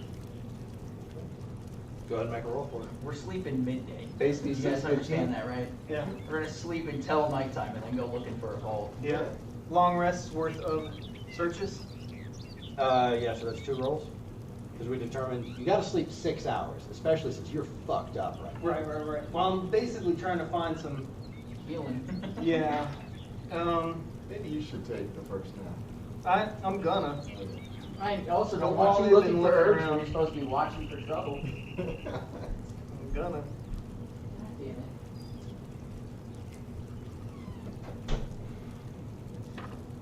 Yeah. Okay. Austin's shift passes without incident. He comes over and wakes you. You see Torque mending his wounds and laying on the ground, kind of twitching back and forth, occasionally mumbling to himself about countries and places you've never heard of. And go ahead and roll D12 for me. All you have to do is not match the number I rolled. 6. Okay. So, as you listen to him twitch and you listen to Radiant Stardust purr gently as he sleeps away, 2, 3 hours pass, no problem. You think for a second you hear something moving, you look out into the woods. A raccoon moves down a tree and just across the area where you had set your snare, and you're waiting on it to come up. It's not heavy enough. It just moves through effortlessly and up another tree. Alright. Making careful notes about how he's sleeping. Are you on first I don't- watch then? No, you yours already passed got without through. incident. So you took three. Bobble comes and wakes you. Okay. Um, So I don't want to look, since we're out in a dangerous territory, I am going to be more alert. I'm not gonna be looking for herbs or doing that. Can I just do the one roll while they were setting up maybe a higher DC? Sure. Let's set the DC at 18 and just give me a survival roll. Herbalism kit. Yes. Or, I'm sorry, herbalism kit roll. Um, So proficiency, So wisdom? it was 21. 21? So yeah, the herbalism kit is proficiency because it helps me look for it, and then it's got my wisdom. I already put that in there. So 21 is the roll for that. Awesome. Yeah, go ahead and roll on the table. Um, Let's use forest, because you guys have snuck back into a fade grove. That is going to be 8, which is going to be the common ingredients table, and that'll be a 5. Wild sage root. That'll fucking do it. And then a D4 to find out how many I got. Are these things that we eat to you if you go unconscious? It's a good question. You should write down, allegedly, So- things we can put in your mouth while you're asleep. I feel like y'all should know by now, I've never eaten a raw herb. Oh. Nothing that I do, none of the herbs that I've got can be used without preparation. Like Okay. That's good to know. I have frequently in the years that we've known each other, I've bust out a kit with like a mortar and pestle and some snips and vials and like things. It takes multiple things put together in order to create something that actually works. Like, I get it, but we're freaking out, man. Yeah, I know, Okay. I know. I know. She also stuffed poison down my throat. Yeah. You don't know that. It's got a weird taste in your mouth. Yeah, you just woke up and you had a weird taste in your mouth. You don't know what they did while you were Why does out. this taste like silver moss? Just these Buy kids. some Altoids. Do you give me anything with that? Yeah, it's in there. It just says proficiency, so it doesn't, there's no dex or Thieves' anything. tools? Yeah, thieves tools. Yeah, it's Dex is your modifier with these tools. Okay. So your proficiency Doesn't say mod, your that. Dex mod, and your D20 roll, But it just whenever you says roll I to. can So if I ask you to pick a lock, you're gonna do roll a D20 plus your Dex plus your proficiency. I know, but I found out you can do custom ones. Yeah, so it helps. It'll Yeah, level up with that's how I shit. did my alchemy and herbalism kit. Cool. Fancy. Am I on watch now? It is on your watch. Go ahead and roll a D12. All you have to do is not roll the number that I roll. I don't want to do that. 5. Okay. As the night goes on, it's getting darker. You guys have wasted most daylight. It's now about 9, maybe 10 bells. It's hard to tell out here. The sky, the stars are in all of their majesty and glory. The thick navy blue curtain of night expands over you. You hear the chirping of the crickets and the cicadas. Nothing's happening. Calmly, you have entered Long rest. darkness. It Alright. is now nighttime. You guys do know that the roads are significantly more dangerous at night. I am going to alter the encounter rolls for that. And you can continue on towards Nightstone. You can attempt to investigate Vault 31 or any other things that you would like to attempt to do or pursue. You guys still interested in going to the vault? Absolutely. Mm-hmm. I'm always down for checking out his places. Sounds like we're gonna make our way there. I don't wanna. These roads are dangerous enough during the day. I wanna try to keep our eyes out if we can just move kind of normal pace. I'll hop on my broom. It's flying, 15 feet above y'all. Get a little bit better vantage down the road. I wouldn't suggest that. What? How tall are the trees? Well, the road itself is not through the woods. No, it's like 30 feet out, right? The long road that you're on cuts down between some plains that lead out to a beach and a coast, and then on your eastern side, there's some wooded areas. It's not very heavy woods, but you know if you go deeper, the woods get heavy very fast. We'll be going off the road to get to the vault, right? Yes. Okay. I would like to put up the hood on my cloak. It's almost like the features of your face become blurry and Like Because it's Vaseline. easier to see you.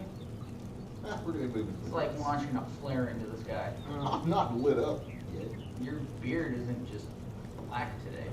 It does. It looks like that in the dark. You can't tell what You color my just beard woke is. up. It's kind of orange, man. Don't worry about I know what that means. that. No, It means you're cranky, We follow the map stubborn. until we get to whatever landmarks on it where we need to. Who's attempting to use the map? Who's your cartographer here? I would say I am. Go ahead and make a What's your survival survival? check. +4. Okay. I haven't rolled well for it yet, though.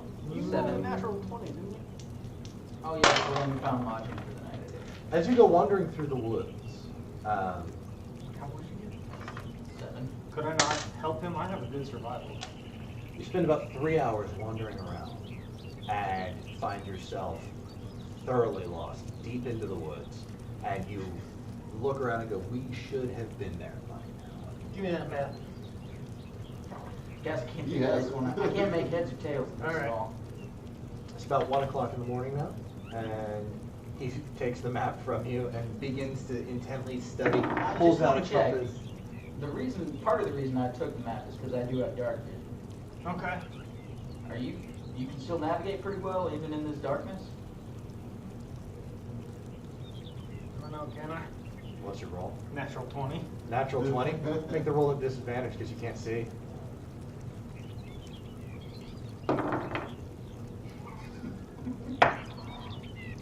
Whatever. Just makes the game more fun. Roll a d4. 1. You, however, manage to only waste 1 hour of time before you go, we are hopelessly lost. And I'm going to roll again on the encounter now. Night seems quiet. Nothing seems to be happening. Nothing moving around you. The forest is now thick, and the more hardwood trees have given way to softwoods and evergreens blended in. You can also tell that you've been walking uphill for a little bit, and the chill of the night air is beginning to kick in. The fall weather can get harsh at a moment's notice. Can I try to like investigate the area and see if there's any sort of game trails or anything around where we're at? Sure.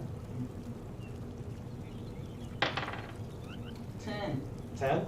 Yeah. Yeah, you found some game trails. And I generally know the direction of the road. You know east from west, yeah. So we're lost in the woods. I'm gonna try to head back towards the road. Okay. He begins walking out towards the road. Okay, I'll come with him. Let's just stay behind the tree line. Okay. I'm alright with that. When we get back to the road, do you guys recognize any of this area? Does it look? I mean, when you read these directions, does this make sense on where we're at all? It looks like you're a little bit further south than where you had initially entered the woods, and you've emerged. You really haven't moved that far south. Okay. It's basically like you guys made a giant loop. You went out like this, missed your target, and came back like this. So the town was, we were heading north, right? You're heading south now. We were heading south. But okay. I mean, you're still probably a day's travel north. You guys want to try to find it again, or you just want to start heading towards town? No, let's find it again. Yeah, wait till day, or Give me a shot at the map. Alright. can Yeah, you, dark you vision. can see? Yeah. What kind of gnome are you? A forest gnome. Oh, You're perfectly at home in the forest. Yeah, you walk in. everything feels why'd you let us have this thing? That's my survivals. Are you just trying to read the map and track your way through it, or are you Yeah. doing anything else with No, I'm just gonna try and read and track. Not gonna try to like call on your forest gnome instincts. No, No. no, not necessary, because check this out. Yeah. 12. it? 12. Still the best roll we've had. Roll a d4. 3. 3. It is now 4 bells in the morning, and you guys are hopelessly lost in the middle of the woods. This vault doesn't But exist. you can see where you're going. Okay. You're just having a hard time reading the landmarks on the maps. Hey man, why don't? So you're really good with forest, right? Like you came up in forest. Sure. Do you want to give me a hand as I try to figure out what this map is saying? Maybe the two of us together, like that whole 2 minds is better than 1 type thing. We can figure this out. Okay, we can work on it together, that's fine. Cool. Okay, We can make go ahead. another roll. Yeah, at advantage. Jesus Christ. We're not meant to find this place. I got an 8. It doesn't exist. You guys are also getting really lucky on your encounter rolls. I'm rolling 2 dice. Dude, I think this is just a farce. I don't think this exists. As you're walking back, almost ready to give up, you put your hand up against a tree, and you can make it out in gray, carved into the bark, written in Elvish, are a series of symbols. Anybody speak Elvish? I do not. Yeah. I will check. Common and gnomish so that I can talk to him. I do have cartographer's tools. I don't know if that makes a difference. Oh, shit. Yeah. Come on, man. What? God. I would say add your proficiency mod whenever you roll on those things. Okay. So, So like you are a map expert. I'm already proficient in survival, do I? Yeah, Like I just can add add it it again? Yeah, just add it. It's basically like having expertise. Why don't you try your tools? With using maps. You have expertise in using maps. So you see that there's some Elvish writing, and it looks like there's a series of like big font, and then underneath it you see just like block words that are written underneath it. You can't discern it. You can't make out what it says.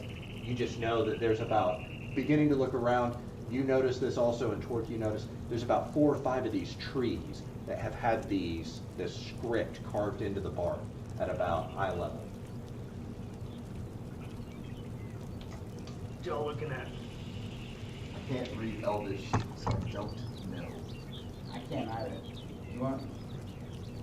I got the tinderbox. I can try to light this up. Do you think you can read it, or do you not know Elvish either? I don't know. Elvish. Anything look similar? It looks like it's the same script on all 4 or 5 of these trees. Well, I mean, does any of it look like something on the map? Negatory. I'm going to copy the writing, not knowing what it means, into my journal. Excellent. Go ahead and just put a note in your equipment or your notes that says Elvish tree script. I mean, if this thing is a vault, I'd be willing to bet it don't move around. We could just go to town. Maybe at some point we can come back down here looking for it with somebody who does a little better, or maybe in the daytime. Or we can just go up to town and see what's going on. I've already spent a lot of time. Sun's got to be rising He soon. found a cartographer's kit. It's rooting through my bags. Remembered I had this from when I was looking for runes. About 4 bells in the morning now. You guys have been awake for 12 hours or so. What time does the sun usually come up? 15 hours. 6:30, 7 bells. Gives you time to go hunting for herbs like you like. I was to. thinking, I'll sit down and I'll try to figure out how to use my cartographer's tools. spend some time Yeah. with the map. I'll go looking for some Like, herbs. Get out the compass, you know, like try to make No, we're notes on staying the map inside and try the to tree figure it line. out. Okay. We're staying inside the tree line. Staying inside the woods because you guys are hopelessly lost and you don't know where you're at. Yep. And we don't want to get accosted again. That was awful. You make a emergency camp, and you sit down, and Radiant begins pulling out his cartographer's kit. He gets out his sextant and his compass. That's the word I was and looking his for. Drafting pencils and graph paper. But I'm going and over the map. Magnetic Hardcore. compass, and begins intently going over the map. He pulls out a small chart of stars and begins kind of looking at stars and cross-referencing things. While he's doing that, you can go ahead and you're going to make this check at disadvantage because it's dark. Don't get much worse than that. That's a 9. That rolls add flavor.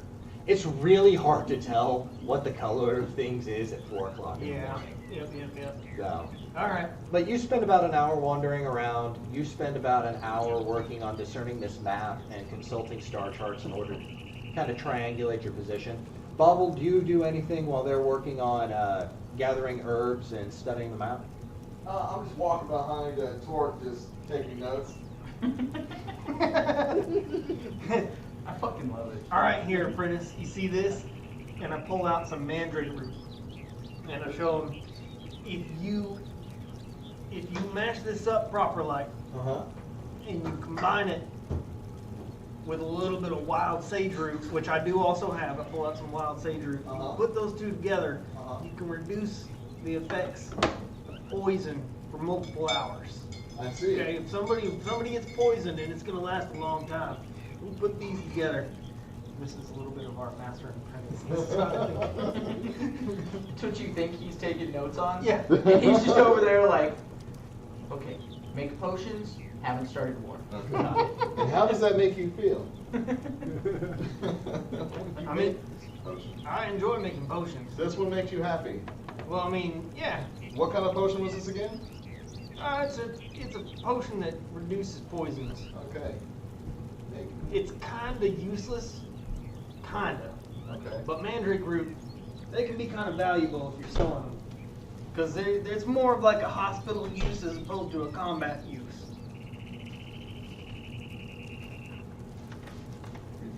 Making reduced poison potion. Bobble, you think sometime you can start teaching me some magic stuff? Okay, now that you've asked, yes. Yes, I Can can. I see a book? Huh? Hold on, I'm almost done taking notes here. With your emoticons. No war, sad face.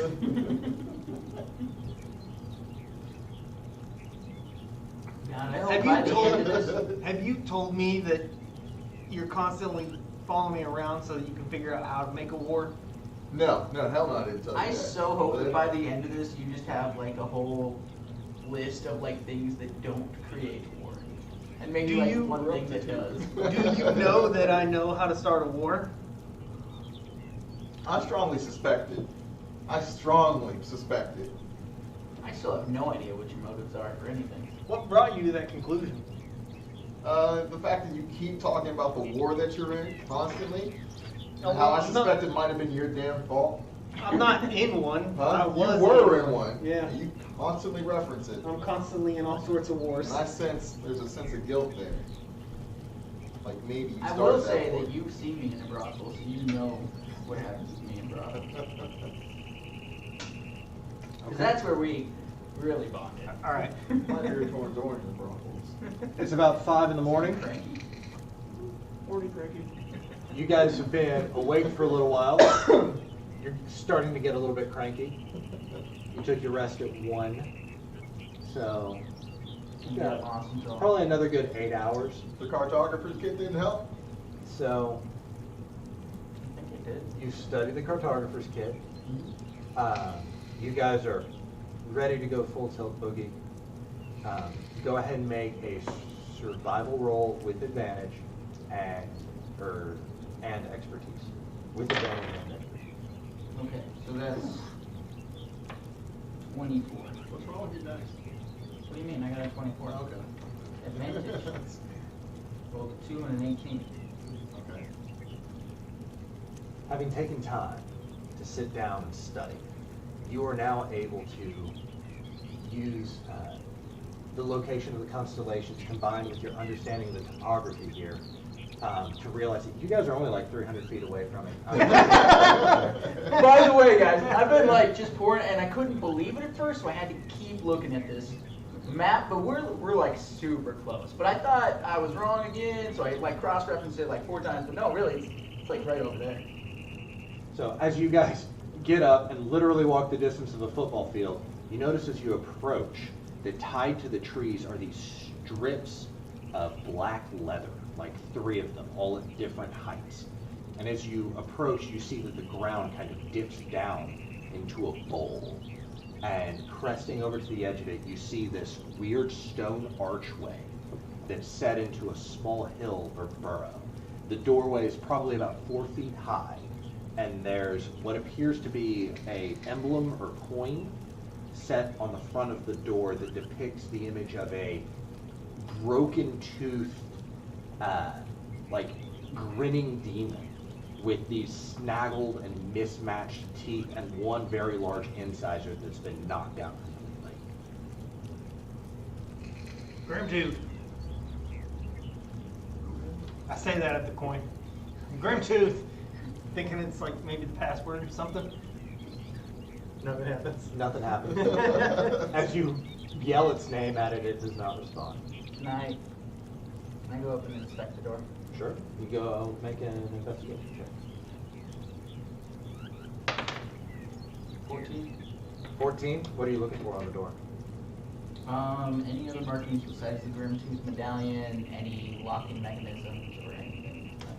You don't see any normal mechanical locking mechanisms. You can tell it is a door that closes by going up and down by looking at everything on it. And you can also tell that there's what appears to be where a small pull chain would have been underneath this medallion that's laid into the door. But time and weather and everything have just kind of worn their way. There's no doorbell or anything, right? No.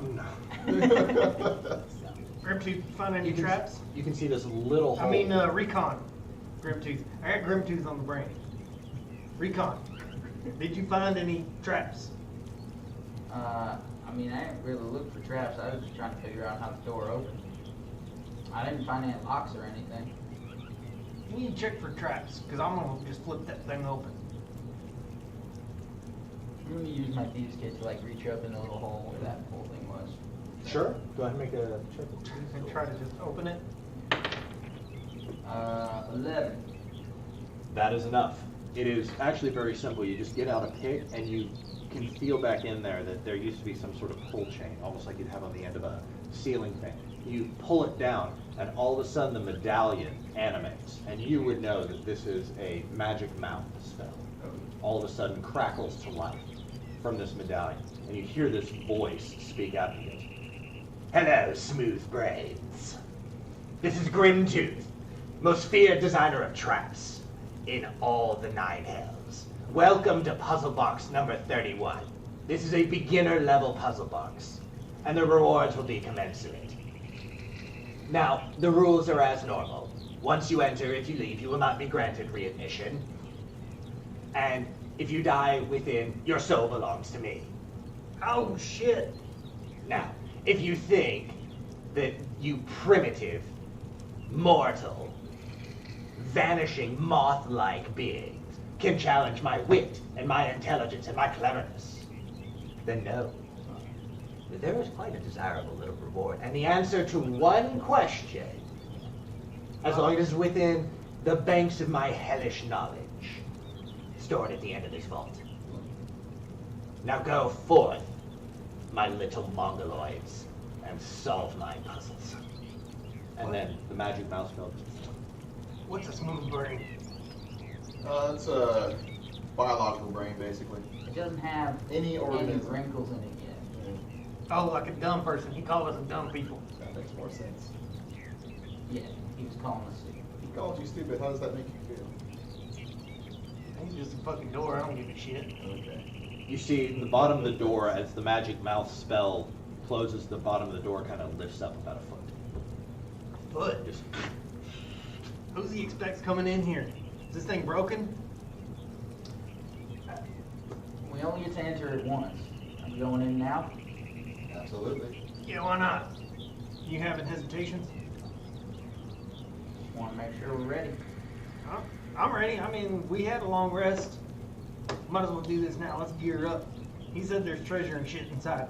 Let's gear up before we go to town. Okay. door slides up about 1 foot. You look down at it. What are you doing? I'll investigate. Okay.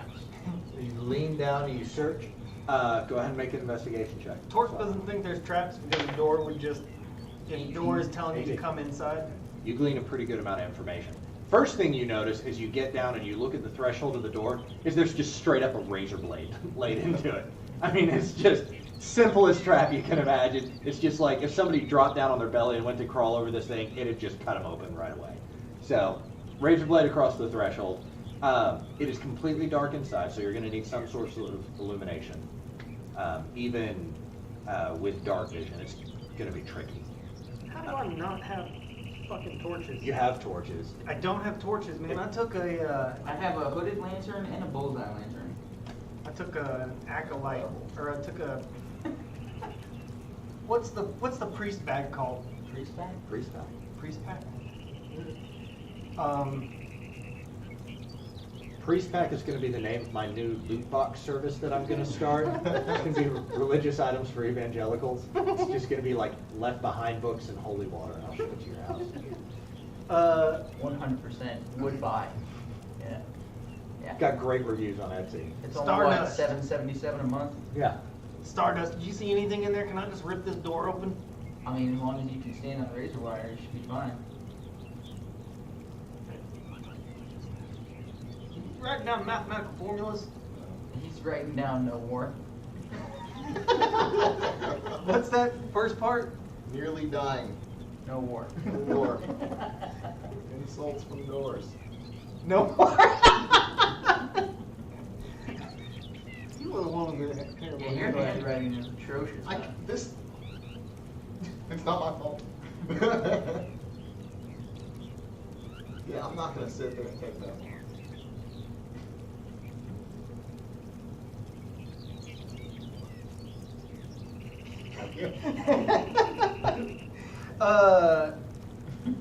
Can I easily avoid? It's hard to write on this. Once it's been pointed out to you, it's like literally the threshold of this door here. Yeah. If you look at the bottom of it, and there's just about a ½ inch of razor laid into it. So if you tried to like not lift the door, just crawl under it, you just get cut open. I'm gonna back up and light my lantern, and hey man, just so you remember, he said he was like the best trap setter, or something to that. He called us stupid, and then said that he's real good at setting traps. I got hung up on him calling me stupid. I didn't even understand what it meant until we told you. I know, I kept thinking about what's a smooth brain, and then I stopped listening to him. Then I heard treasure, and then I heard question, which I think was riddles. I sure do love riddles, man. No, he's saying that if we get to the end, he will answer one question for us, Oh. along with the treasure. If we get to the end. Yeah, All right, Recon, you're on trap duty. Can I open this door? as long as you avoid that razor wire. All right. I want to get in. I want to like nestle in. I want to get in a position. I want to toss this door You do open. like a full Sure. squat. Make a strength check for me. Like at the gym doing squats. Yeah. Come on, baby. Like a caber toss. 17. 17. Yeah, you're able to grip it, and there's resistance on it, but it's just enough. It would be resistance for a normal, frail, febrile human being, but a strapping man such as yourself, you're able to just grip the bottom of this door and slam it up in. You see this yawning darkness and a stairway that goes down about 10 feet in front There's of you. more doors. Yeah. Stairway that goes down about 10 feet and then opens to a room in front of you. You can see from his bullseye lantern as it sheds light about 60 feet in front of you that there's cobwebs and just dust and moisture and everything. Time has had its way with this place and completely ravished. Anything special about that lantern? The 4-foot high door opens up and the ceilings in here are probably about 8 feet, a little bit more normal. Just that it, like with the bullseye lantern, it goes in one direction. So I'm not like Okay, ambient okay, around okay, us, okay, it's okay, just okay. forward. 60-foot. It's a flashlight instead Okay. of Righteous. instead of a torch. Okay, look. Until something pops out at us and tries to like attack us, you're on point. All right, I'll be right behind you. Alright, well that makes sense too. I've got decent perception, so. You got perception. You can see in the dark because you're a good Kit Kat. You I'm got gonna perception. move forward slowly, hand my torch, or my I'll lantern to you. hold the lantern. Okay. I'll be in front, moving fairly slowly. There's some light around me. I've got dark vision for where I'm casting shadow through the light. And keep my eye open for traps or anything as we head down. So, And you're picking up the rear? Yeah. You just hop up on my back. I'll take care of you. Okay, that sounds good. I'll right up on there. on the back, or you like riding the shoulders like a little kid? piggyback. I'm piggyback. That's part of my beard. So you can see. Just rest my head on his. Forward. I love it. March. As you guys move forward, piggyback and you take and lead. How far in front of them are you? 15 feet? About 15 feet? Okay. You walk down into this room, and as you hit the landing and you look forward, the light shining, this room is about 30 feet deep, and there's no door on the opposite side. It's an open passageway. On both sides of this room, it looks like either the ceiling has collapsed or some sort of rubble or debris has filled it, and it constricts the passageway to being only about 10 to 15 feet wide, going through between this door and the 30 foot to the next. However, what's more noticeable than that is the entire ceiling of this room is covered in thick spider webs, like aggressively thick spider webs. And in some areas, they come down the wall. Looking up, you can see. I'm looking for spiders. I'm gonna put my hand back. Guys, there's a lot of webs in here. I don't know, maybe you want to light some of them on fire? Sounds all right. Wait, I like that. I do, but I want to see if there's something inside first. Maybe we can get some light. If there's stuff in there, maybe we can get the drop on that. Alright, well, it seems like it's only about 30 feet across. How high up? The ceiling's about 20 feet up. So if you want to Not try to even shine a that, light, maybe 15. see all the corners. I definitely am not seeing much in the corners behind us. It goes on into a corridor on the other side. Yeah, there's no hard door that stops. It's just Are there 30 feet webs across. on that side too? Oh, it's all across the ceiling, and you can see even some down the walls. But it doesn't seem to be blocking that corridor. And are there any down the hall? You Just can see, not- hold for a minute. Yeah, you can see about 6 feet. And it looks like a few of them continue, but not nearly as thick. Okay, I'm gonna look for spiders. There's no decoration here. It's very simple stonework. As you're looking up and around the corner, go ahead and make a perception check. Natural 20.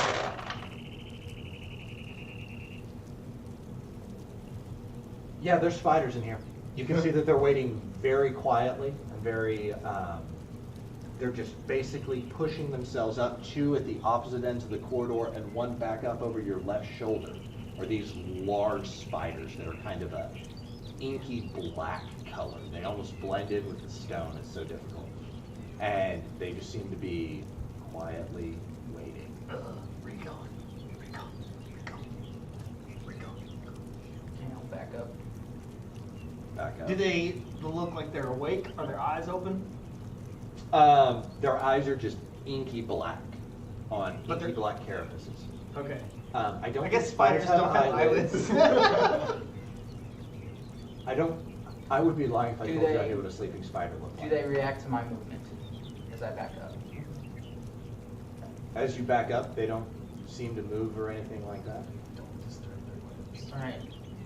You spotted how many?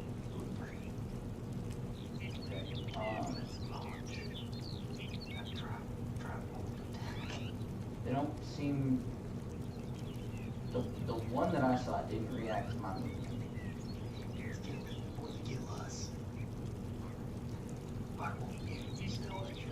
I would like to shoot a bow before you launch a firebolt. I just want to reiterate, giant spiders, probably about 4 or 5 feet across. Plus 8 big, sleek, black, hard legs. Do you guys want to try to just get past this room? You have just 25 feet Is of there- rope left? I'm sorry. There's other than those spiders. There's like nothing on. Just rubble and everything that kind of like 10-foot path. closes off Okay, this for area. some reason I thought there Anywhere was between something on 10 the to- sides of the room. Let's. Basically, the sides of the room have kind of collapsed and been taken over by these spiders that built these enormous That's what it nests was, they collapsed. all Okay. across the roof, Now, the ceiling. you ain't got no cloak of shadows or nothing, man.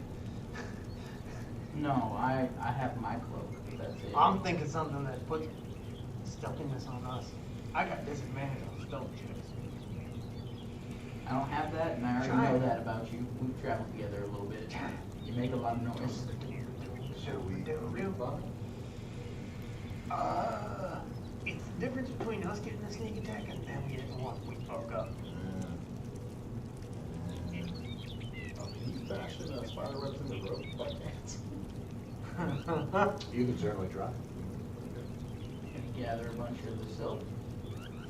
Not yet, maybe after we've vanquished our foes. There's at least 3 of them, guys. I don't know how. I can drop a snare with the remaining part of your rope.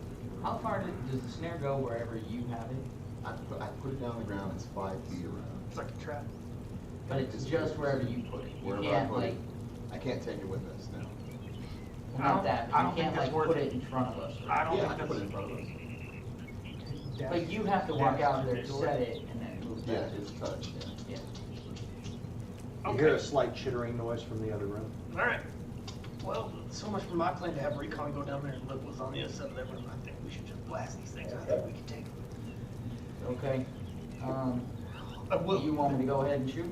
there ain't no sneaking through there. I think we should do a 3-pronged attack all at one time. And we go like on the count of 3. 1, 1, 2, 3 like that, but we should pick one. One over our left shoulder. Yeah, pick the one that's closest. Just remember, they're 15 feet off the ground, up in a corner, Yep. That I understand. and they're well ensconced in their webs. These are not like thin spider webs like you see like in the corner of your house. These are thick, heavy, draping webs. Can I They do? cover. They have that covered. Can I do insight or a history check to I should have made you make like an investigation check to know that. to see how dangerous these are compared to us? Sure, make a nature check.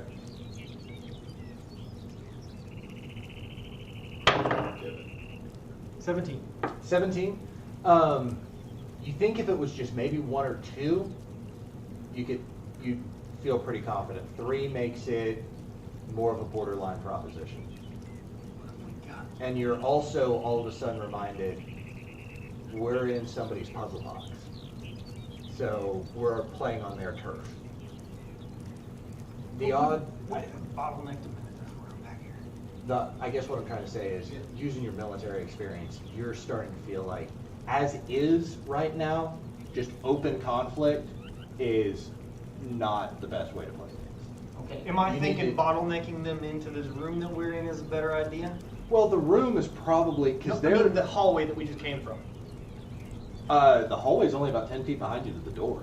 What traps were in that hallway? There weren't any. Nothing. Just razor blade on the doorstep. How long is the hallway? 10 feet.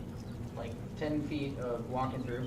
What are the dimensions around us in the hallway? In the hallway, it's about an 8-foot ceiling, and then it opens up into this room that has 15-foot high ceilings, 30-foot long, and it's difficult to tell exactly where the room ends and the dirt begins on the sides, but you know that there's a The pathway hallway about 10 was like feet. 5-10 feet. It's about 10 feet, and you can see that going through this room, there's about 10 to 15 feet in different areas because the rubble's uneven. You want to try to pull them back towards the door?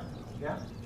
Maybe after I set their webs alight, see them struggle around hitting. I agree with that. I'd like to try to hit one before you light everything up. Yeah.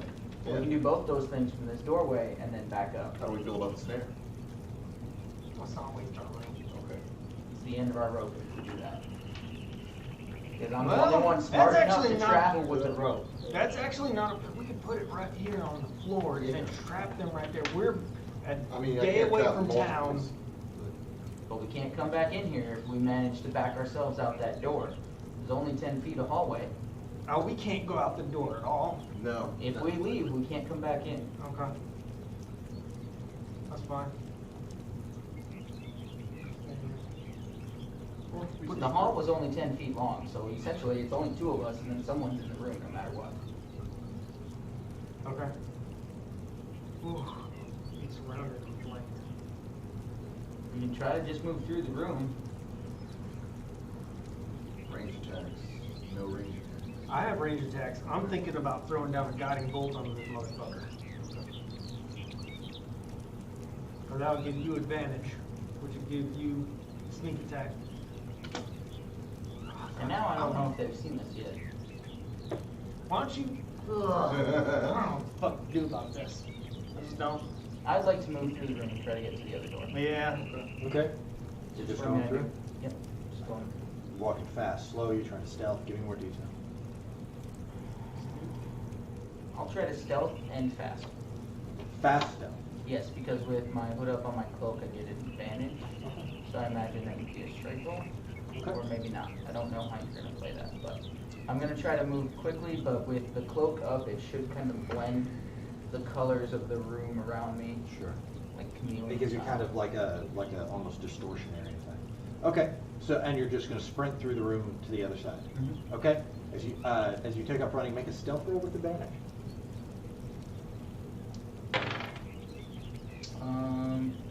Be 13. 13. Okay. You take off through the middle of the room. They don't seem to react to you at all until you get about 20 feet into the room, and all of a sudden, the floor tiles themselves explode as though they're on a spring and throw you up into the air. I need you to make a dexterity saving throw to try to get off this plate before it launches you up. We should have had spells ready. 16. 16. You flip to the other side of this 10-foot, not even 10-foot, 5-foot wide plate. You land down 25 feet into the air. You hear the sproing as you guys, looking for the opposite side, see him do like a shoulder roll off the opposite side of what is this Jack-in-the-Box style catapult that launches up. And as he lands on the other side, you hear as it pulls itself back down into the ground and resets. Okay. I will, after that, slow down and pay attention to the tiles. Okay. Did the spiders do anything? Negative. Okay, I saw where he bounced up. Are you still have the hooded lantern? Yeah. Yeah, you did. Guys, that step's a doozy. Watch out for that one. We want to hop over? The spiders have not reacted yet. I feel like maybe they're waiting for something to get caught in their webs. So we start the webs. Okay. I mean, I can hop in my room and just fly over it. That's not an issue for me. If that's what you want to do, You want to hop on it with me? Yeah. 400 pounds.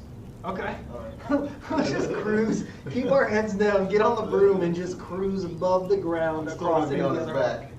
And I'm gonna No, step carefully. no, you're not. You're gonna be on top. I'm gonna be Across the hunched tiles over the you rest of the so way. that if anybody tries to hit us, they're coming Stepping from carefully Okay. through, you get into another hallway.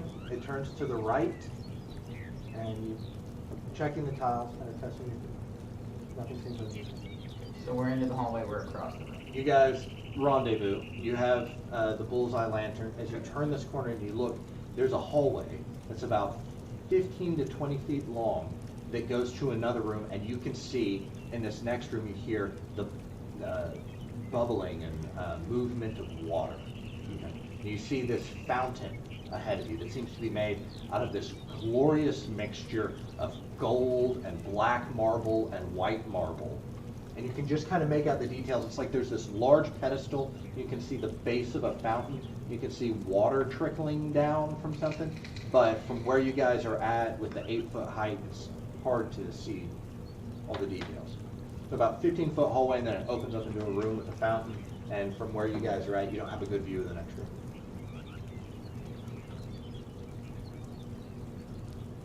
I'm gonna investigate the fountain. Okay, you're just walking forward down the hallway. As you do, go ahead and make a. Actually, no, that's not a attack roll again. Huh!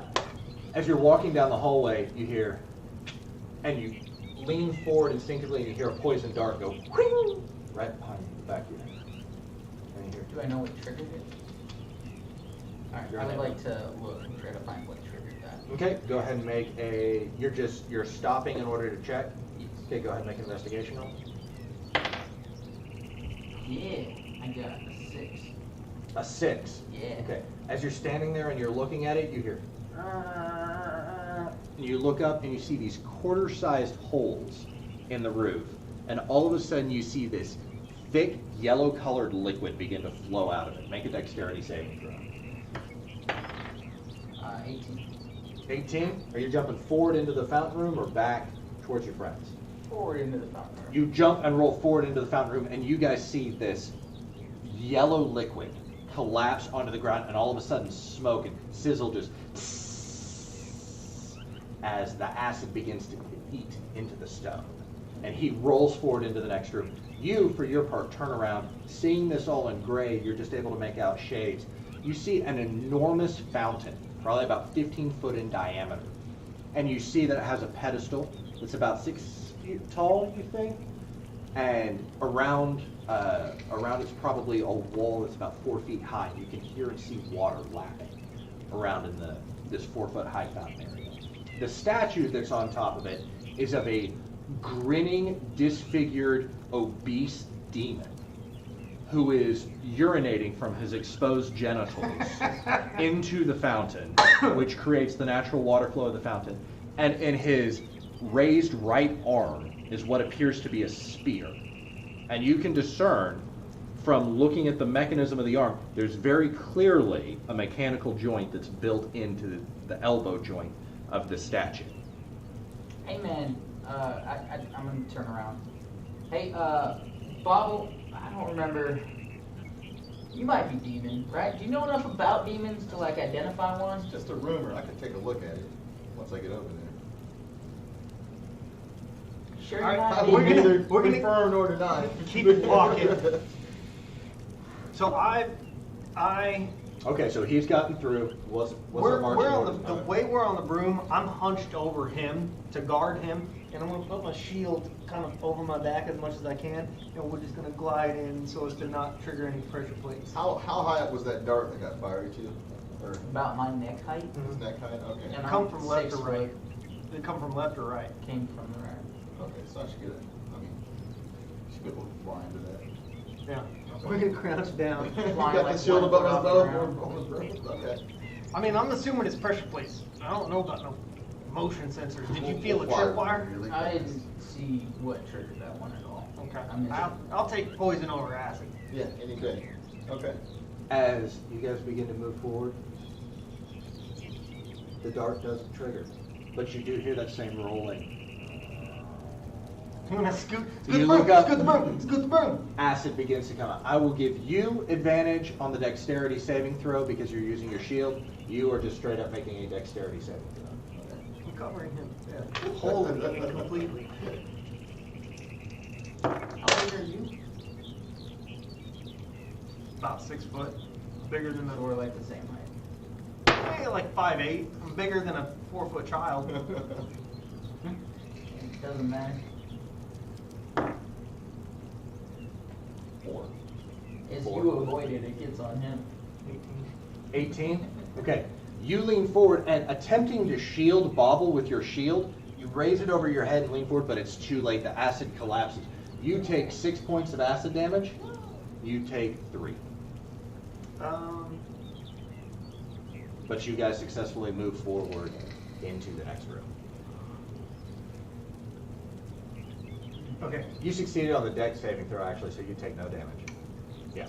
0 damage for you because you've got Shield Master. You throw it up. You somehow instinctively understand the fluid dynamics of roof Roll it acid. off the side right into Yeah. Bob's face. Yeah.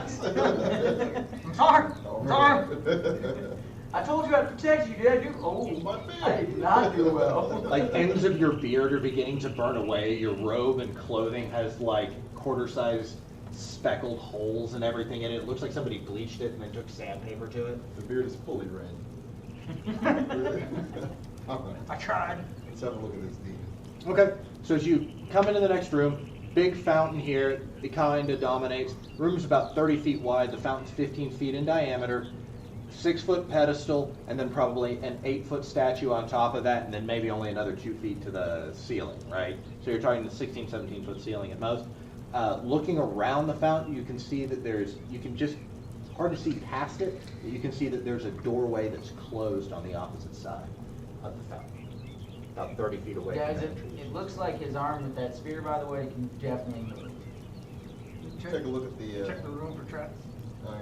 You look at the opposite direction where the spear is pointing, see anything on the wall or, You look up from where the spear is pointing, and you look up, and it seems to just be a corner of the wall. You do notice that there is like some more ornate details in this room than in the room with the spiders. You notice that there's actually like coping at the corners of the wall, and there's some ironic, almost mockingly, it looks like someone was trying to humorously make this place look like a temple or something like that. There's alcoves set into the high walls.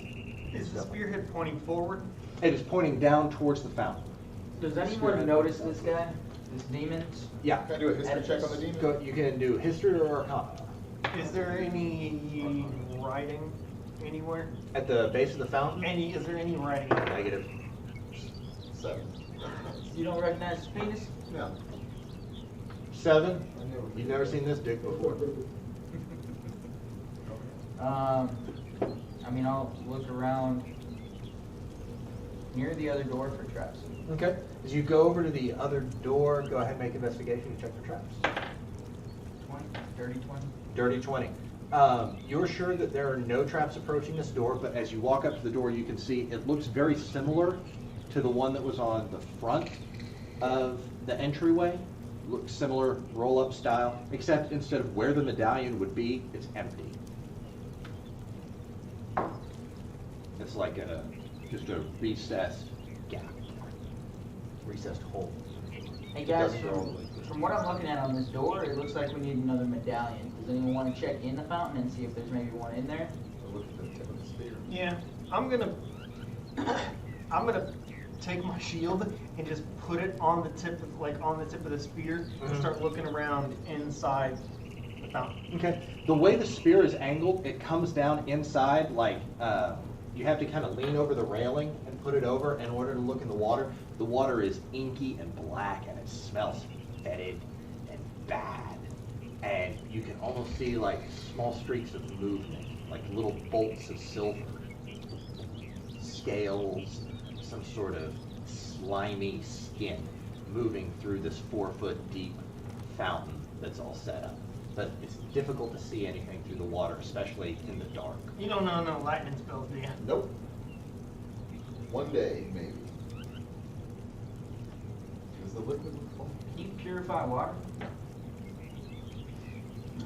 4 feet deep of water, demon pissing into it, holding spear. It's hard to see in the water, especially in the dark. Can you point that lantern? If the in demon in water its and joint see if were you can see to anything? come all the way down, would the spear be pointing into the fountain? Yeah, looks like it. Okay. Yeah, you're capable of doing, basic geometry and right triangles, and it looks like the spear would come down in the fountain. Okay. Does it point to any particular area in there? Does the spear look like it's attached to the hand, or? Mm-hmm. Okay. Is there anything on the statue that looks like a medallion? And does the statue's face look anything like the medallion at the front Looks door? exactly like the medallion at the front door. Only it's not grinning in the same manner. It's almost like it's giving this relaxing, like, So because I look at his face, I can tell that it's the same guy, but when he looked at the dick, he couldn't figure it out. no, just by examining the penis, you were unable to tell that Got this it. was a statue of Don't worry, Prequel. man, I figured out who it I'm is. still kind of confused about, so the spear comes down the fountain, but he is the fountain? You have a fountain, Yeah, and then you have a statue in the middle of the top of the fountain, Yeah. on a pedestal. yeah. And the spear is angled so that if it were to come down, Mm-hmm. it would hit somewhere in the water. Somewhere in the water, okay. Y'all ready for me to do something stupid? I mean, I could just, let me try something real quick. Okay. I'm gonna go I'm up. gonna crawl back down. Behind the demon, I'm just gonna throw a gust of wind up at the arm of the spear, seeing if it'll make the mechanism just angle downward to the water. Okay. You walk behind it, you let loose a gust of wind. You hear the spear kind of rattling in the grip of this thing, but the wind is not strong enough to like force the arm down. Hang on, let me try one other thing. And I'm gonna start. It's like a 15-mile-an-hour wind, 20-mile-an-hour wind. Okay. This is just what I was thinking. I was gonna grab the arm and pull it down, but I heard that thing rattling. What if I just yanked it out of his hand? It's pretty strong. Give me 1 second. Okay. I'm gonna attempt to trigger the arm Okay. By putting your finger in his butt. using what I know about traps. Attempt to trigger the arm. Oh, probably putting myself in harm's way. Look at my face. Okay, so what are you doing? How are you triggering it? How are you triggering it? You got rope, don't you? Climb into the water. Y'all, there's Oh, no. God. I grab him as soon as he looks like he's about to climb the water. He reaches Hey, out man, to grab you as you're going over the rail. I What do seen you there's do? like some shit. There's something swimming around in there. You just be careful. I don't know about climbing in there, man. You're gonna get bit, electrocuted. I don't know what the fuck. I stick my foot in there. You stick your foot in there, you feel something, even with your boot on, you feel something slimy go like curl around your leg and then swim past. Felt like it was maybe about that thick and it slid around your egg and around your leg and up your calf and then kind of kept moving. So look at that foot. You pull your leg out, you look at your foot, there's just kind of a mucusy slime on it, caked into your fur. You can try your stupid thing, but then I got a stupid thing. What's your stupid thing? Go rooting around for a medallion in the bottom of this.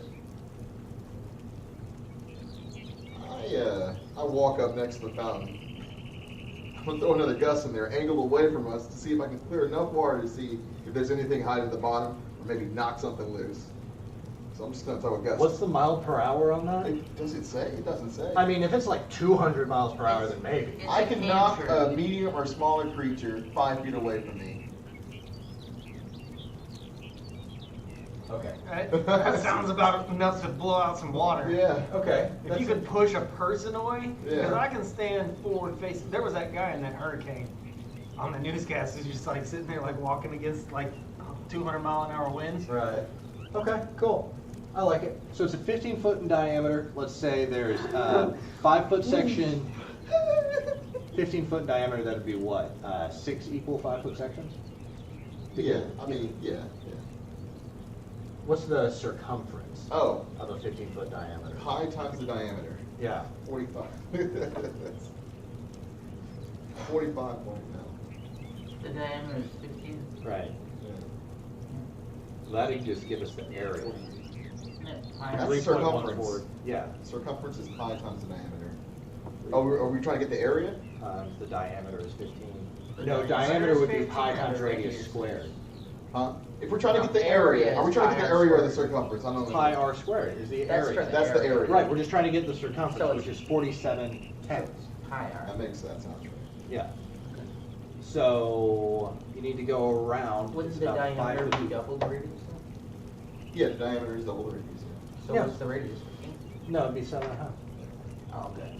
But we don't need Oh, the that area. says 15 foot diameter. They always give you a radius. That's why I wasn't. That's why I was- No. The No. fountain is 15 foot in diameter. Oh, okay. And so if he's got 47 foot circumference, 47 foot 10, so divide that by 5, let's just call it 9 quadrants Okay. around it. And we'll just, we'll number them, we'll number them starting at noon is 1 and 11 o'clock is 9. Okay. Does that help you visualize it? Yeah, I think so. Okay, so give me a number that you would like to search if you'd like to try to gust it. What section would the spear come down in? It would come down in the, so this is I 1, like that you're making 6 it o'clock. 2, 3, 4, the 4 o'clock section. Okay, yeah, 4 o'clock section.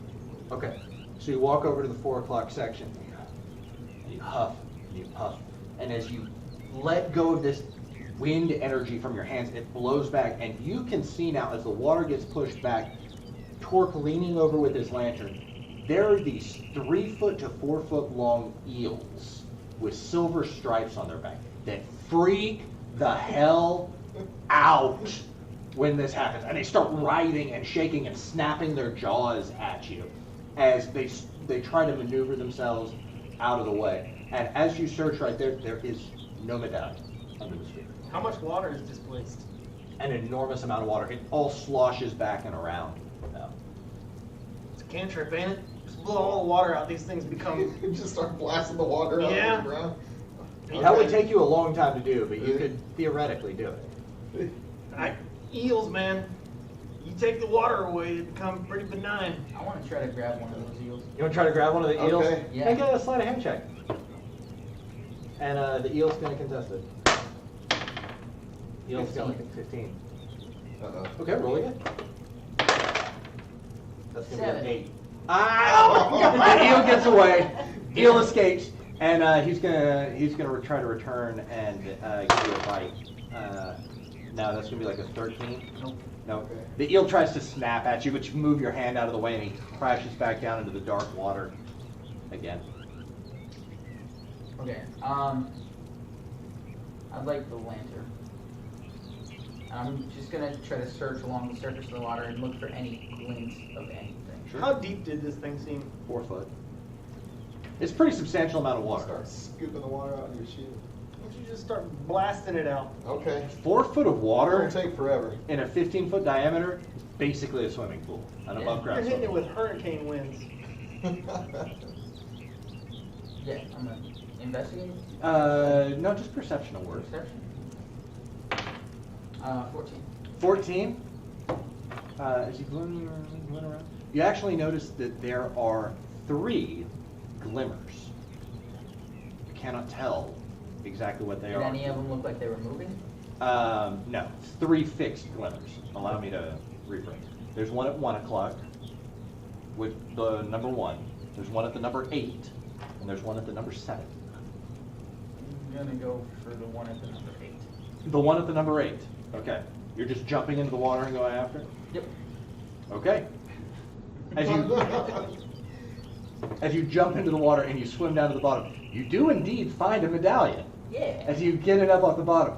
But as soon as you break the surface of the water, that spear comes down, and the circuit is complete and electricity runs through the entirety of it, and I need you to make a Constitution saving throw. Yeah.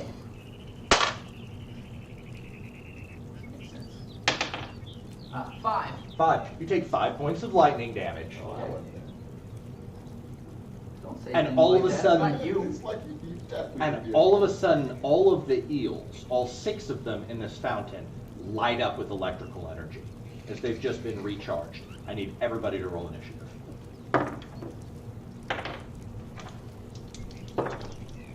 I got a 6. After 1. 1, 6, 8. 8. This die Dude, is off that's ground. twice. This die is grounded. Roll it with each of them for initiative. Not with this guy. Oh. Yeah, that was your first initiative. I got that.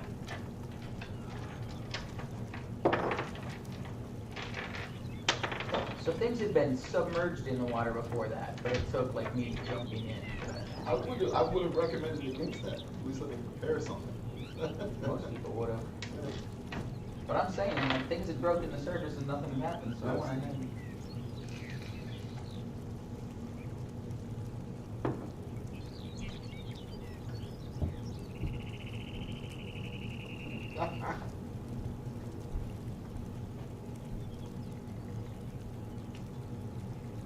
You had a nat 1 bobble? Yup. Gotcha.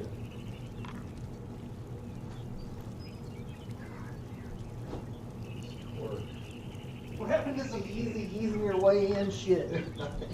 We Something bought like that, I could have hopped in there and thunderwave. minis.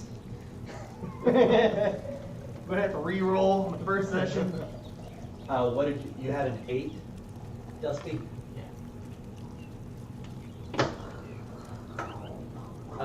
What's your deck? Yeah, you go ahead and heal too. 3.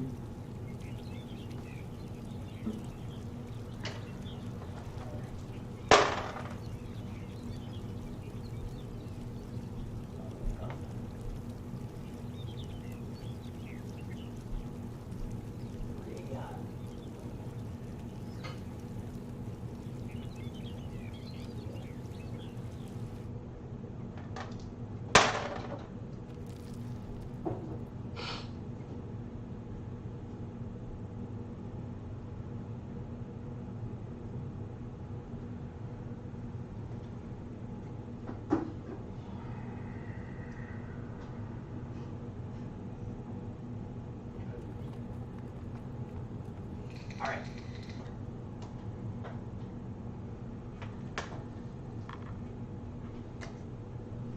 Okay. Eels 6, 1, and 5 are all going to react by launching electricity bolts first at. We're going to go bobble. And we're going to go torque. Get 6 and 1's electrical bolts. Oh boy. 6 is going to be a 24 on bobble. Yeah, that hits. Really? You take 8 points of lightning damage. I'm done. And Yeah. eel 1 is going to be an 8 on torque. Negative. Gotcha. Okay. Eel 5 is going to try to take a bite out of Dusty. That's going to be a 13. Nope. Negative. Dusty, it's your turn. Okay. You are in the fountain, and you can see there's all of these eels, about 6 of them, kind of swimming around furiously, and there's 3 or 4 of them are crowding around you. And you can see 2 of them have just discharged electricity. Okay, I'm gonna bonus action disengage Okay. and then jump out of the fountain. Okay, you jump back out of the fountain. You're going to take an opportunity attack from eel 5.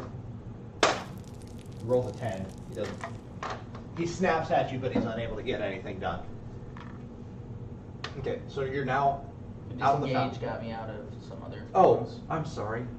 It's I okay. I apologize. You cannot just use literally it said- if you want, No, and I can use it for something else. no, that's good. You disengaged. You moved away from all of them. You're good. Imagine these things are swift and difficult to hit. Literally just said that. Literally.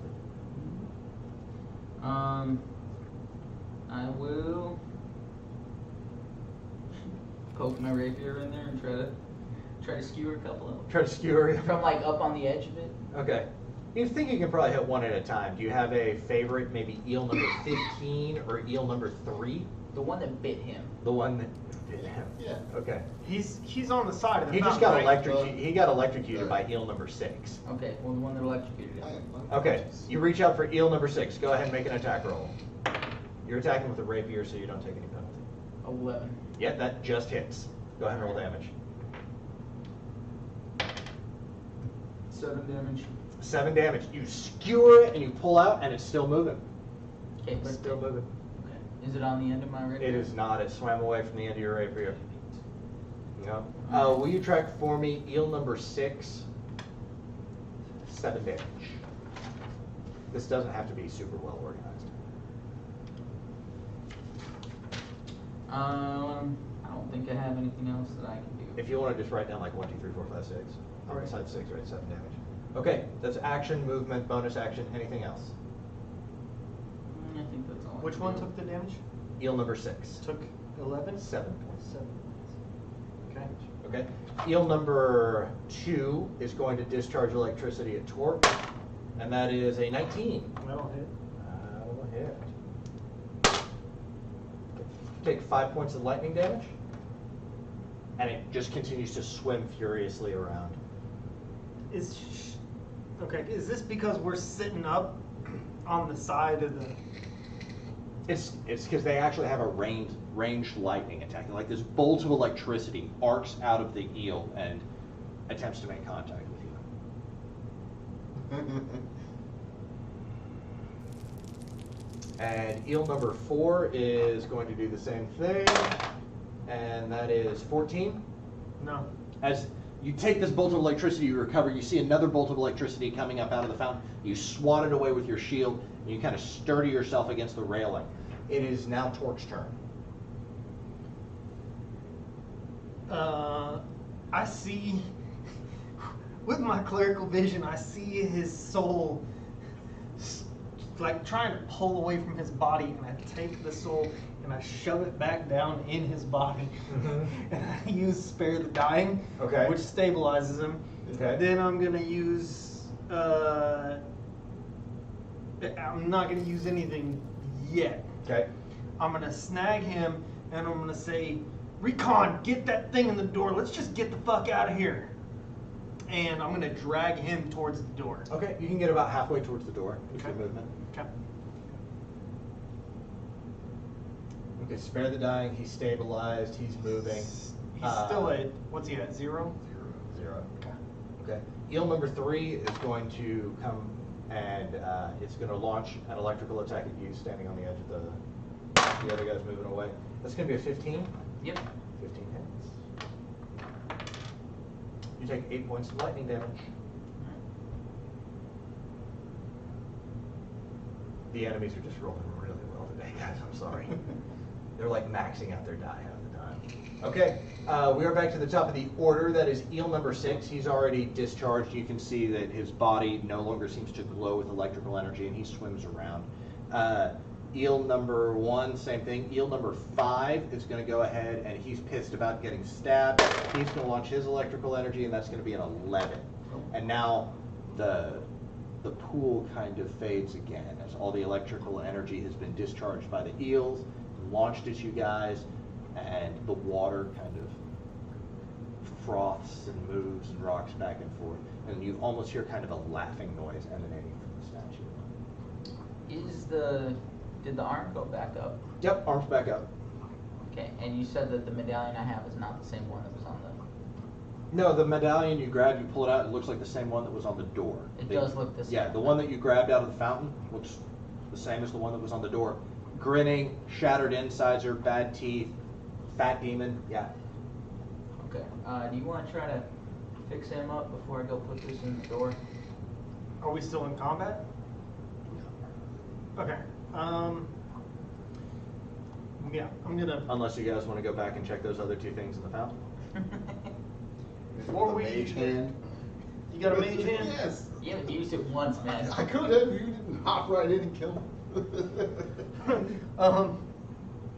I will I You've brush. known me a long time. You have to know that this is what I happens. brush my hand down with some tattoos that are down here, with some facing tattoos like this, and I go like this, and radiant energy shoots out and fills the room, and you're gonna get 6 hit points, and you get 4. That's my channel divinity for now. Alright, that's about what I'm gonna do. Just stick your mage hand in there again. Okay. And then they all get electricity again. I'm gonna sit here, y'all huddle up behind this shield. No. First, I would like to attempt to put the medallion in the door. Let me check that for traps first. Just do a feely around. And check the Scared. door already. Okay. Appears to be on track. I'm just scared, man. I got PTSD. I mean, I already checked the door before we did all this. Just so scared. I'm going to attempt to affix the medallion into the door. Okay. You go ahead and you affix the medallion into the door, and it raises up 1 foot on the bottom. Alright, can I check that doorway again, see if there's any more razor wire or anything? Yeah. I kind of know what to look for. Indeed, there's a razor blade embedded in the threshold. Alright, watch your step again, but you think maybe you can throw this door open?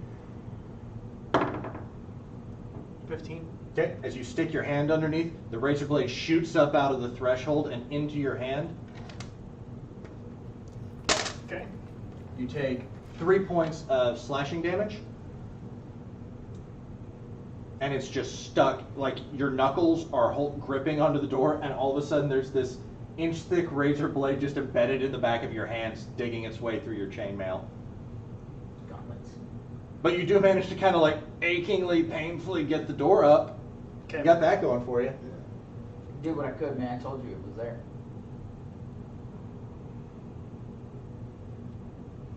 Alright.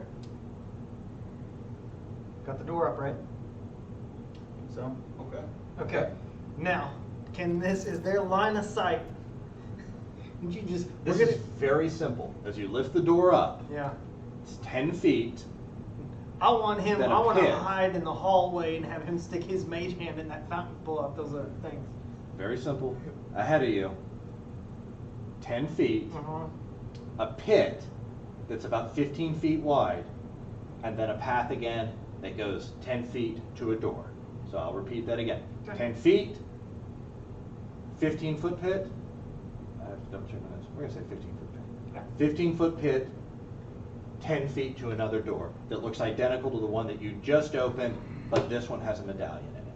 it already does. Yes. Okay, that's what I was going to ask. There's shinies in there. What if we need those shinies?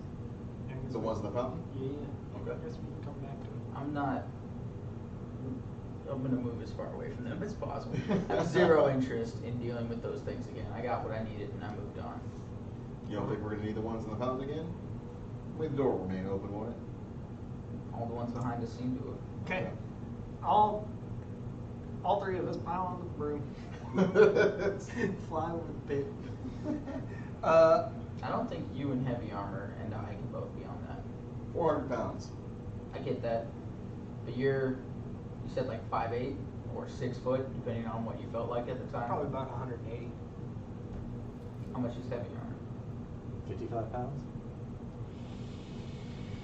Okay. I think that's what my chainmail was. So if you're 180 plus 55, that's 230 No, right there. I'm probably about. How much is your 170. shield? No, I'm probably about 180. Shield's another 10 pounds right there. Okay. Well, you just slide on up there and make sure there's no. I weigh 75 pounds. You're I'm one 4 foot tall. You're a no. dense. You're a dense ass. I have a No. lot of beard. Do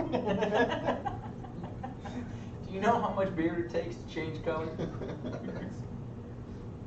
little less now thanks to your acid missed out. Why you letting Bobby get hurt? Leave him alone. Unless it makes him angry. In which case I'll take note of that. Okay. Why don't you slide on up there? What's in that pit? And make sure there's no more pressure plates out there.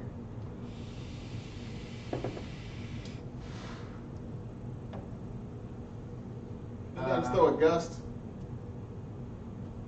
Where we might want to walk. Oh yeah? Yeah. Go ahead. Okay.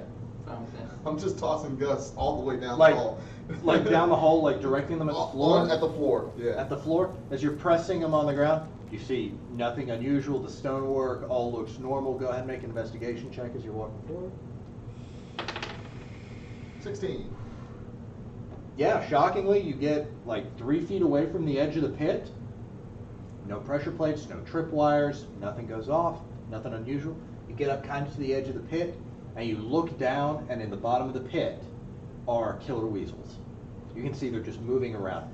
Actually, from this distance, you would actually be able to know because you're experienced with this from your history. These are zombie killer weasels, kept alive and animated by undeath, confined to an eternity of starving and serving as some sort of vicious guard animal for whatever sick fuck made this place.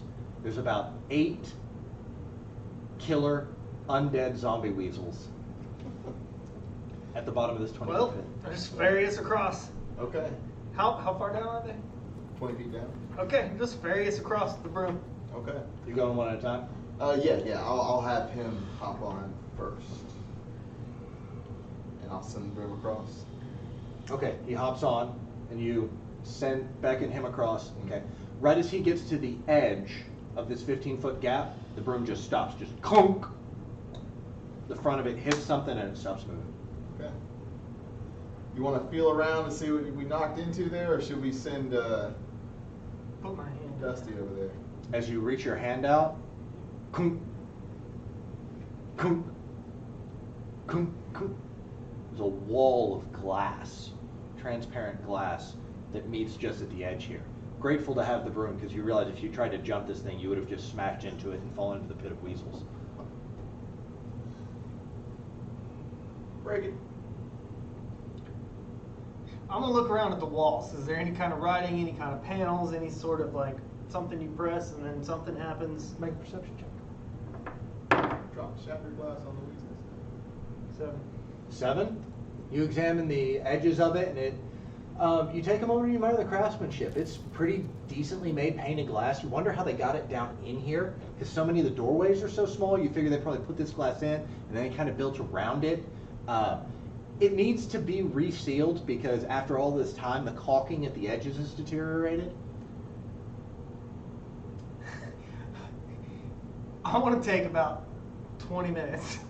I'm just gonna start tolling to dead all those fucking weasels until they're all gone. I just toll the dead on all those weasels until they all just die. Okay, so you're just gonna hang out on this broom and just Yeah. go weasel stomping? Yeah, it's basically Okay. just fuck it. I just reach down and there's nothing in my pouch, but I pull out a little golden bell and there's. As it sounds like feeding time at the chow hall on the OK Corral. You I totally pictured Salvation Army at Christmas, but Salvation you do your Army. thing. Yeah. You do your thing. That too. Or like that brass bell that everybody rings whenever they leave, like Long John Silver. Yeah. It's kind of like that, but on steroids. And you hear this awful hissing noise coming from the pit, and it doesn't take very long. Undead weasels are not very durable, and 1 or 2 Toll the Deads is enough to get each one of them. And within about 2 to 3 minutes, there is just this smoking, dissolving corpus of weasel bones and desiccated weasel flesh turning into goop at the base of this All right, pit. well, you're on that broom. Go down there and check. For what? You want me to I float don't know around? anything. I pull out the Warhammer and I put it on the glass. A little. Doom. It feels solid. Is this what I'm doing? I can't think of any reason why you wouldn't. All right. I'm ready to. I hand you my shield. I'm ready to dash the. The Where are you broom guys back. standing as he's doing this, by the way? You're on the other edge, Yeah. on the ledge, standing near the ledge, controlling the broom. Where are you? Probably 5 foot back from him. Okay. I have Like handed him, him 5 my. feet. I have handed him my shield Okay, I'll float you back to give me the shield. for. Wait, you still command where it goes? Huh? Yeah, I can control up to a mile away. Nice. I'm two-handing on this glass. You're gonna like back him up, and then on the count of 3, you're gonna move forward, and he's gonna swing. That could be fun, but I don't want to kill him. So no. All right. So, I'm dropping my AC. You're just holding on to my shield so I can two-hand this glass, Okay. and I'm swinging into it. Okay. Go ahead and make an attack roll on the glass.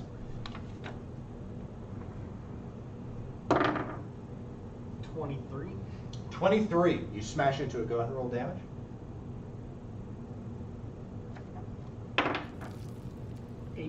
8 as you smash into it with the first blow. This enormous spiderwebbing crack emerges in the glass. You take a big chunk out of it. And as you crack it, you all of a sudden hear a I pull him back with the broom. pull him back? Yeah. You pull him back. Grab my shield and stick it in front of me. I don't wait. Does anything else happen?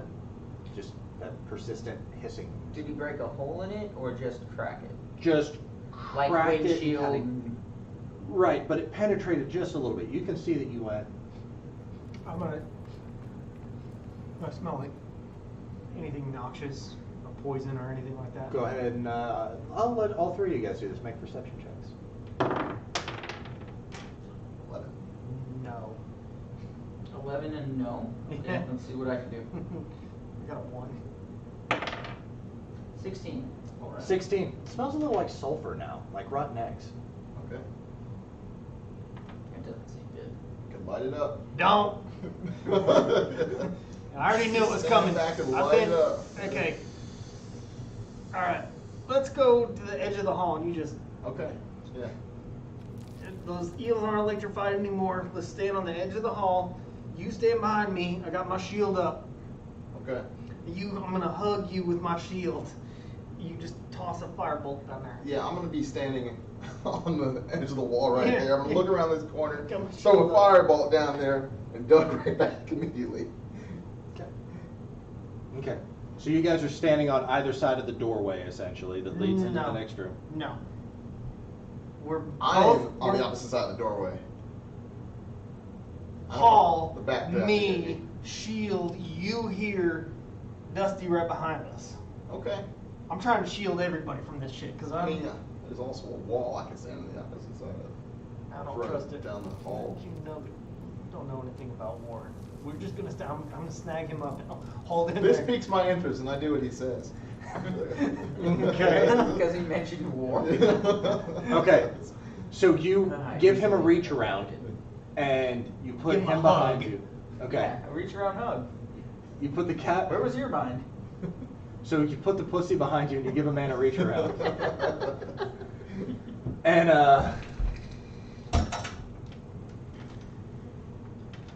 Firebolt. all right, Here it firebolt. As it stretches out, this ball of molten energy flies to it, and you can see it just ignites. And this flammable gas that had been contained behind this glass wall ignites, and the whole back portion of the room is engulfed in flame. In one flash fire, the pressure blows the glass forward as a giant like wall coming at you. Go ahead and make a strength check in order to see if you can hold it back. Just a straight check. It is this rocket-propelled wall of glass hurtling at you. We are on this. The wall was here. The hallway was there. We were standing behind it. And he just lobbed a fireball down there. Okay, so he just turned around? Well, no, he just kind of like reached. Like here's the hall. He What just did he reached do? around. What did he He do? reached around. He reached around there and just threw a ball back, and Uh-huh. then we were standing behind the wall so that any Okay. blast went past us. Okay, cool. The blast goes past you and it shatters into the fountain, filling the fountain with glass and debris and flame. Yeah. And looking down now, you can see the walls are on fire, and there's little bits of flaming melted glass which have been pressed into the stonework. And ahead of you, on the opposite side of the pit, you see a door with a medallion. What would you guys like to do? Hop on that broom. Let's go over there. Let's go have a look then. Maybe we'll send you first in the broom. Sure. All right.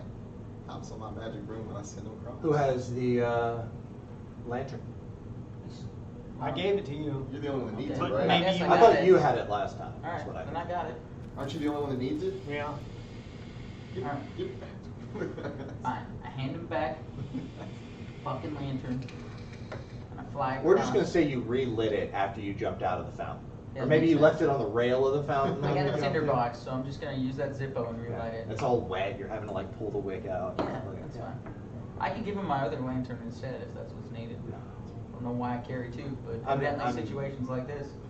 Why you carry 2 lanterns? Yeah, I'm sure there's a great story behind that. probably is. Okay. So you're going across first? Yep. Okay. Checking for traps in the hallway and at the door. Make an investigation check. I should know this number already because I've done this so much today. 18.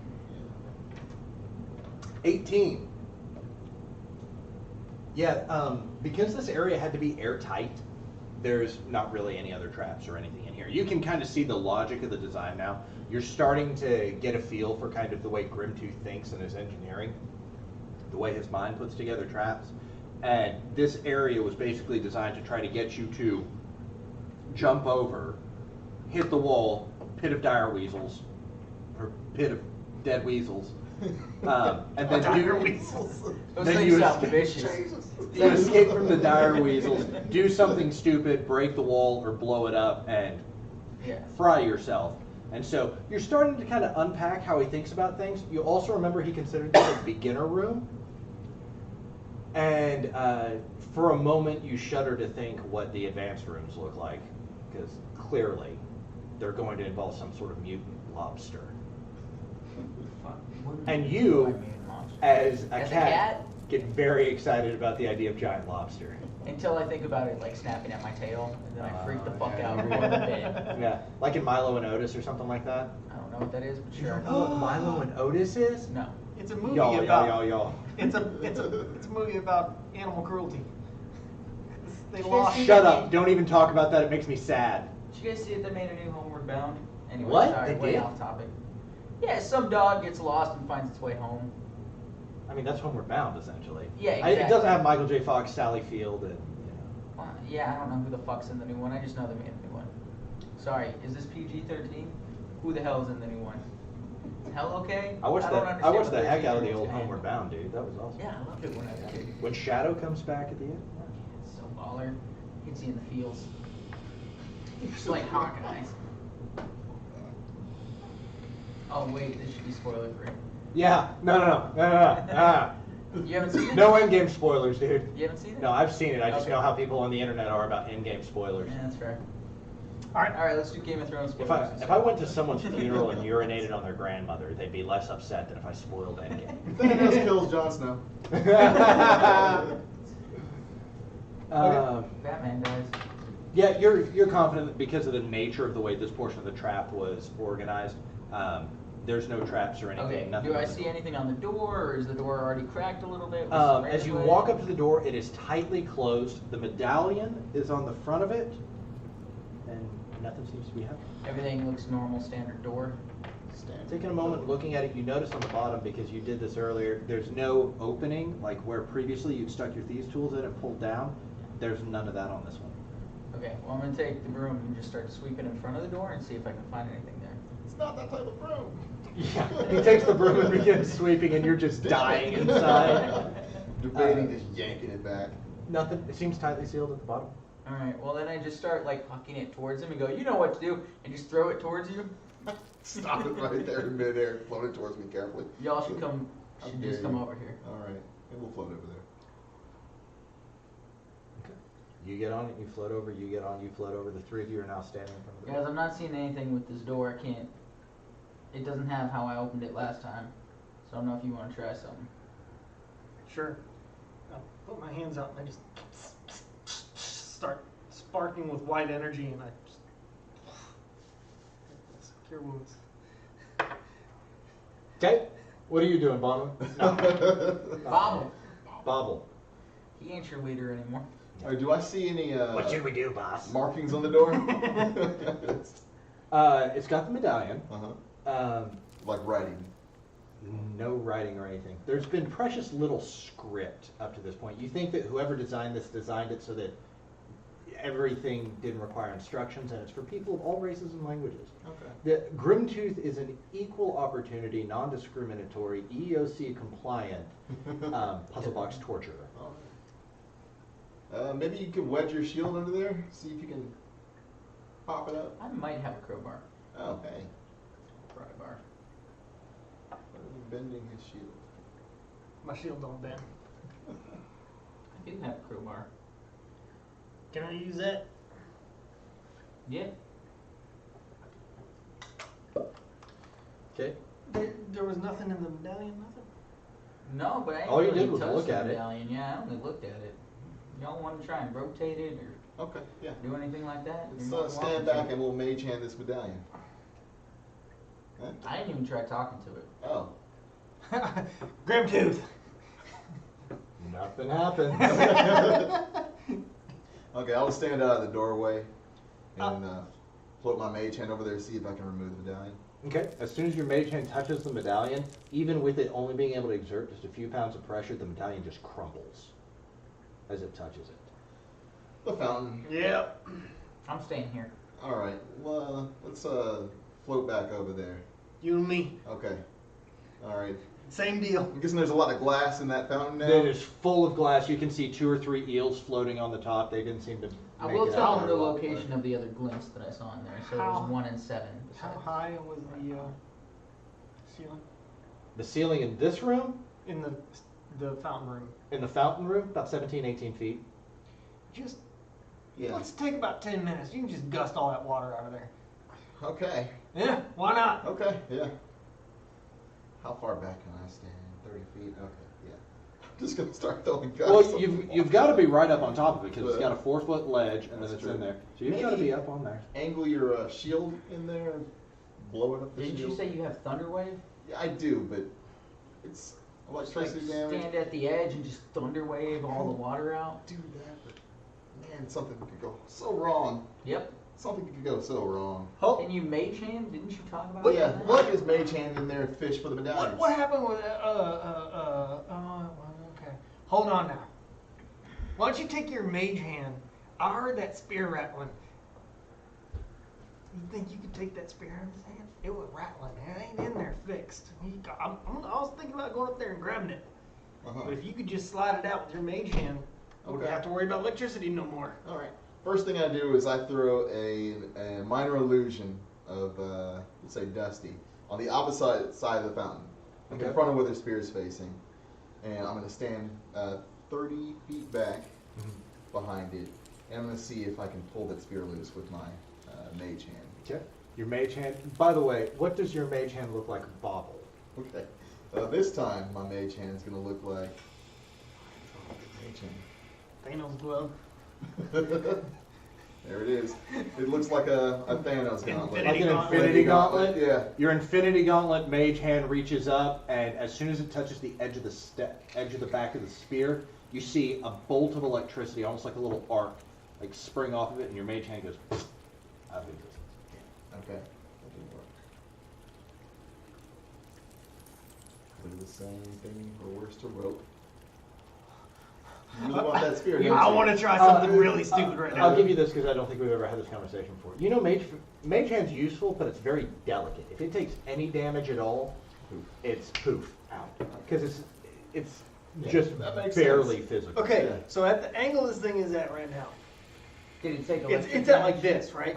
Yeah. So if you pushed it out, it wouldn't go straight down into the water. No, if you push it out, it would go straight down into the water. So it's like this, and he's just. Yeah. Yeah, it did that. That's how.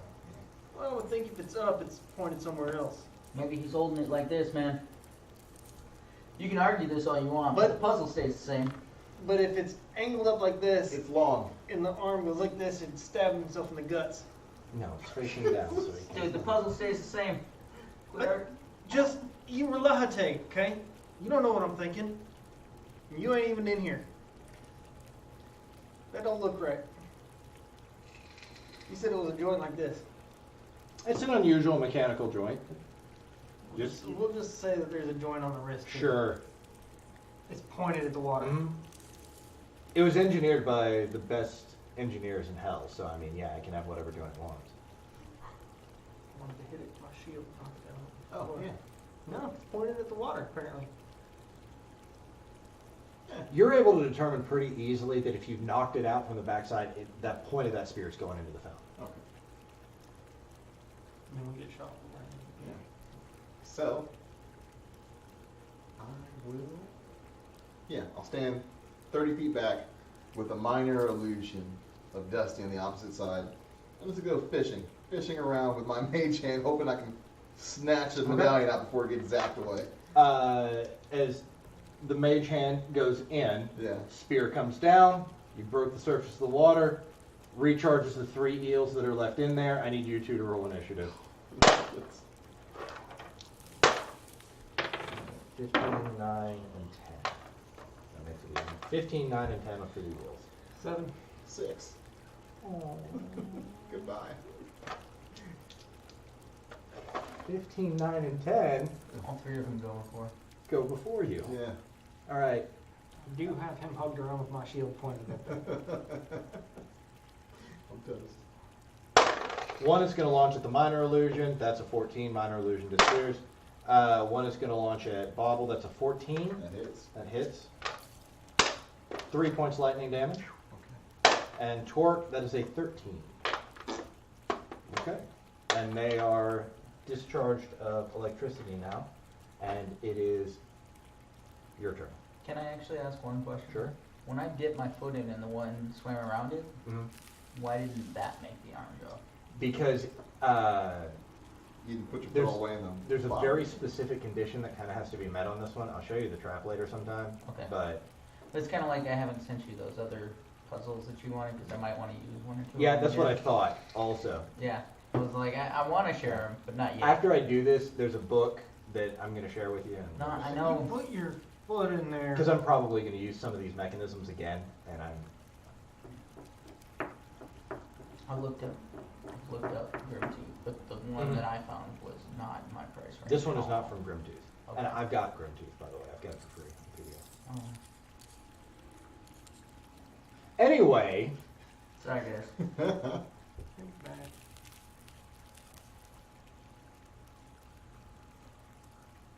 this, by the way, is stolen from Wally D. You got any ideas? Yeah, leave. We need those medallions to get I in know, the but door. we need to reset this and leave. We don't got no more electricity. They don't need. Okay, all right, yeah, we'll give it a shot then. It's been reset. Just gust the fuck out of that water. Okay. It'll take you a little bit of time, but you could do it. Well, the problem is once you get to the bottom, because getting the water out of there requires you to be able to blow it up and over the lip of the other one. Once you run out of water, you're not going to be able to blow it up and out, so you don't know. About how far can that spear reach down? Thing is what, 8 feet tall, sitting on a pedestal. 10 spears are usually got 10-foot reach. What are you gonna do? You're a smart one. Okay, well, one option is for me to blow a gust of wind directly down around the medallion, and then you reach in there and grab it while the water's displaced. It's 4 feet deep. Yeah. I mean, just be a split second of the water being displaced. You have to reach in there and grab it. I hope it don't move. That's one option. Another option is for me to jump in there and thunder wave. Would that displace all the water? 15-foot cube originating from you on a 10 feet away from you. That should do it. We'll take you 30 Okay. I mean, So- if I'm Hold on. out again, will you be able to get Oh, me? I'm not in there. Y'all do what you're gonna do. We could really use your help. Huh? I'm across a 15-foot pit, so. Well, sit my broom over there. All right. You guys are not working like a team at No. all. Just Thunder letting you wave? Sure. All right. Let's see what happens to me. I feel like we are working like a team. All right. Whose turn is it? Yours? I'll like run up to the edge of the pit and just, hey, what y'all doing? Trying to get these other medallions you told us not to get? I didn't tell you not to get them. Well, you said we didn't need them, and we said we might need them, and then you said let's go somewhere else. By the way, are you going for 1 or 7? Area 1 or Area 7? Oh, Closest to us is 7. Said we didn't need You're him standing yet. behind the We're no fountain, so more hurt area- or less hurt than we were before that. Area 1 is behind where the spear is facing as it comes down, Closer so to that's one. where you're closer to Will you 1. send the broom towards me? Yeah. I As mean, you, we're still. as you sit Yeah, down I'll and you send it send over. it over to him, Hey, just do what you're gonna do, I guess. But if I stuck my foot in there and nothing got electrocuted, what if you don't fully submerge something? What if like someone holds on to someone's hind legs and lets them root around in there? you bring him over. Can't be any worse than what's happening right now. Okay. You get 10 hit points back. Oh, thank you. All right. As Yeah, you're sending it- as you're sending we'll over bring him the- on over. As you're sending over the broom, my fingers start sparking. I just start wiping light all over you. Well, thank you. That's right, kid. All right. So now we're going to be having you two on the broom, and you're just holding his feet, floating over the water. We can do that. Okay. I guess do my feet because I'm wearing leather armor instead of metal, so if there is electricity, it won't conduct. I have a gust ready to just push him clear of the mountain. All right. 1, 2, 3, go. Okay, Alright. so Okay. feet out of the water. So who's on the broom and who's hanging under the broom? I don't think anybody's on the broom. I'll You just- two would be on the broom above the fountain. Okay. You're holding his ankles Okay. and trying to lower him down into it. Okay. And you're gonna gust, you're gonna hold him, and you're grabbing the medallion. Yeah. I'm getting ready to just gust them both back. Or I'm going to gust him. Dust the water. Like Okay. we talked about. Okay, that's what we'll try. Try to push the water out. You're of the way. telling me if you're not completely submerged, It's an idea. I stuck my foot in before. what if I just started trying to grab eels and throw them out of the damn water? And try. That's what I'm Okay, maybe I'll try and push an eel or two your way. Okay. With the gust, okay. Okay. I'm gonna start fishing. I have lost the plot about what you guys are doing. Okay. I apologize. I'm just I'm gonna not nobody- reaching in anymore. I'm he's just on the standing op- off to the side and I came into this room for nothing. I'm going to throw a gust into the water, try and push any eel that I see towards the edge. He's going to try and grab it. It's really dark water and they're kind of moving fast around him. So, Maybe you stick your foot in real fast as bait. Yank it out. I gust towards where your foot was. All right. You grab the eel. I told you what I wanted to do. What you want it to be I- suspended above and try and lower it in. Try to get lowered in. I was just I gonna. don't care if it's suspended. I'm just if- saying someone hold on so that I don't fully submerge. As I see them moving around really fast, like, I don't know about that. So, him coming back in the room gave us the whole idea about half submerged. I Okay. ran through my shit plan. We found out that wasn't a good idea, so we're gonna go back to his. So Okay. I'm gonna dip him into the water. I'm holding on to his legs. He's gonna reach in and try to grab the medallion. My are you gust blowing is the water prepared. out of the way first, or are you blowing them out of the way once it's done? Which one would you prefer? Me trying to I push don't you think clear we're, of it? I don't or think we're push- gusting anything. I think he's just reaching down in there for it. I'll have a gust prepared to push him clear if need be. Okay. That's So fine. you are floating on a broom to be clear. I would say that we should just sit on the edge of the pool so that I've got like the edge of the pool anchored so that I can pull against it if I need to yank him out. Are you sitting with like your feet inside or outside the fountain? Is it? It's 4 foot high. Oh, outside for sure. Yeah, outside. No, I'm pressing up against the outside of the fountain. I've got his belt here and his legs like this so that I can yank him back out. He doesn't understand how deep 4 feet is on a 6-foot person. Just hold me by the fucking ankles. You said it's 8 foot deep. 4 foot. You, s- But okay. even at that, if it's 8 foot and you're holding on to my belt and I'm only 6 feet tall, I ain't getting all the way down to the bottom. All right. So just hold me by the ankles. Okay, got it. Good. Okay, that's what I'm doing. No, okay, but And no gusts. Where did the 8 foot come from? I don't know. I heard it somewhere. The statue's Okay. 8 foot tall. So you're jumping up onto you're sitting up on the edge of the fountain with Yep. your legs hanging off. Okay, I'll put one leg under me on the edge of the fountain and one leg on the other side so that I can grab him and just yank him out. Okay. He still hasn't figured out why I'm asking this. This is so much fun to me. We've taken too I don't long think and you I've can get your changed my foot- idea. Huh? Okay. I'm just trying to anchor Let's myself hear it. on one Let's side. hear it. Is there any way to stop the water that's going into the fountain? Oh, the piss water. Yeah. You hear the gentle trickle of the obese statue of Grimtooth just Maybe we can pissing off. redirect it with look- a shield. I gotta And tell my maybe niece. it I just root, empties itself. I root around in my That's a bag. good idea. And find a Okay. cork from one of my potion bottles. Okay. And I'm gonna bang it up into his cock. Okay. How are you? Okay, so there's a fountain. It's Yeah. 15 foot in diameter. So the pedestal itself is about 3 foot, Yeah. right? Uh-huh. So that's 1.5, Uh-huh. right? Out of 7. Uh-huh. Okay. So it's about 5. It's 6 feet Mhm. between the lip to the lip of the pedestal, Mm-hmm. right? Mm-hmm. Okay. So how are you crossing that 6 foot gap? So you can lean over and.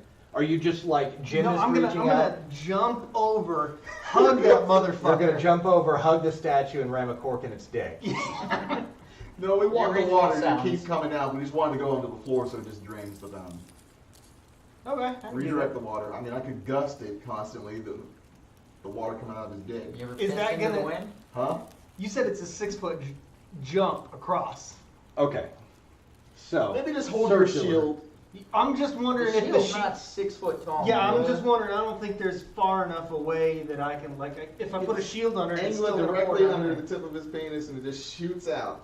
Okay, out like of a the like a garden hose. Yeah, yeah. Okay, I'm gonna jump over there and just put my finger on it like a garden hose. And You're just gonna jump over there? Okay. How long is it gonna take? I mean, I have a Water broom away. here. You want to just float over? Okay, yeah. Okay, we'll You just float want you to tie over a there. string to it and then lead that string to the edge of the fountain and let it just trickle along the string. That until it's works out of the too. fountain. That works. It's got a fine. little too much flow for that. Okay. It's moving at a pretty crisp rate. Okay. Yeah, you just You put said a I heard finger, trickle, so I just just thought shoot I'd it bring out. it up. I'm trying to be polite. Yeah, I don't want to say his massive deformed spiked demon cock gushes water into the fountain. You don't want to, but you just did. Yeah, well, I mean, yeah. Yeah. Just forced my hand. I mean, Alright. for the sake of fidelity to the story. Yeah. You're just gonna alter the trajectory. Okay. I'll hop on the broom and walk over there and just put my hand on this cock. You float over there. Okay. That's what I meant. I hop on the broom and go over there. You float over there. As soon as you touch the demon cock, I need you to make a Constitution saving throw. 7. 7. We should have thought of that. Yeah. That is 6 points of lightning damage as it electrocutes you, and you realize this whole thing is basically electrified. 6 points lightning damage. I need you to make a dexterity saving throw to see if you can stay on the broom or fall into the eel pit. Huh? Beat a 12. What'd you get? Beat a 12. A 2. 2? Yeah. So here's what you guys see. He gets on the broom, reaches over, wraps his hand around Spike Demon Cock. All of a sudden, electricity runs through his body. His eyes roll into the back of his head. His teeth clench up, and he falls off the broom into the pit. Spear comes down. Make a dexterity saving throw. Natural 20. Natural 20. Okay, so you're gonna. Well, you take no damage actually. Fortunately, as you hit the water, spear comes down. Boom, electricity goes, 3 eels recharge. Everybody roll initiative. I got an idea. Okay. Do what I did to those I fucking didn't weasels. tell you to do that thing. You did. That's what the plan was. No, I said redirect the. I said drain the water. I thought we came to the conclusion that my shield wasn't enough to drain the water over the gap. Yeah. So all we did was talk about one thing, and then we're done. I got 12, 3, and 18. What do you got? 6. 8. 14. 8? 8. He said 18, I think. Or 14. 14? And 6. 6. Okay, so we got 2 eels, you guys last eel. Okay. No. He was 14. You said 12 and some other stuff. Okay, so it'll be eel, torque, eel, you, eel. So, eel, torque, eel, you two. Us two. with Yeah, the eel. and then eel. Okay, cool. It's like an eel sandwich. Let's see. All right. First eel is going to launch electricity. He is super mad about being fucked with, and you see the surly eel number 6, who's still mad at Bobble, is going to try to bolt Bobble, and that's a 15. Yeah, that hits. Yeah, you do. That's 2 points of lightning damage. That's an 11 for Radiant Dust. And for Mr. Torque, he's going to get advantage on this because you just dropped. That's going to be a 24. Yep. Okay. 7 points of lightning damage. Okay. I just had all three of them go, so fuck it. Y'all are up. It's you. Climb out of the fountain. Okay, you climb out of the fountain. Oh, no. No! Oh my god, no! Fuck! No! What? Grab them ducks. No. Yeah. No. No, you're in there, and Did the they all- electricity is gone. Did they But all you just use the climbed out. electricity? Yeah. Okay. I Fuck! grab the both of them and I take them into the hallway until we're out of initiative. Okay, you fall out of initiative. Okay, I walk back in there and I toll the fucking dead on these eels until they're gone. Okay, Okay. there you go. Huh. Fuck! Go ahead and make, they're hard to see, and you've got to be able to kind of target them. It's wisdom saving throws. I just Right. start ringing the fucking bell. But it's not an area of effect. It's a targeted spell. Okay.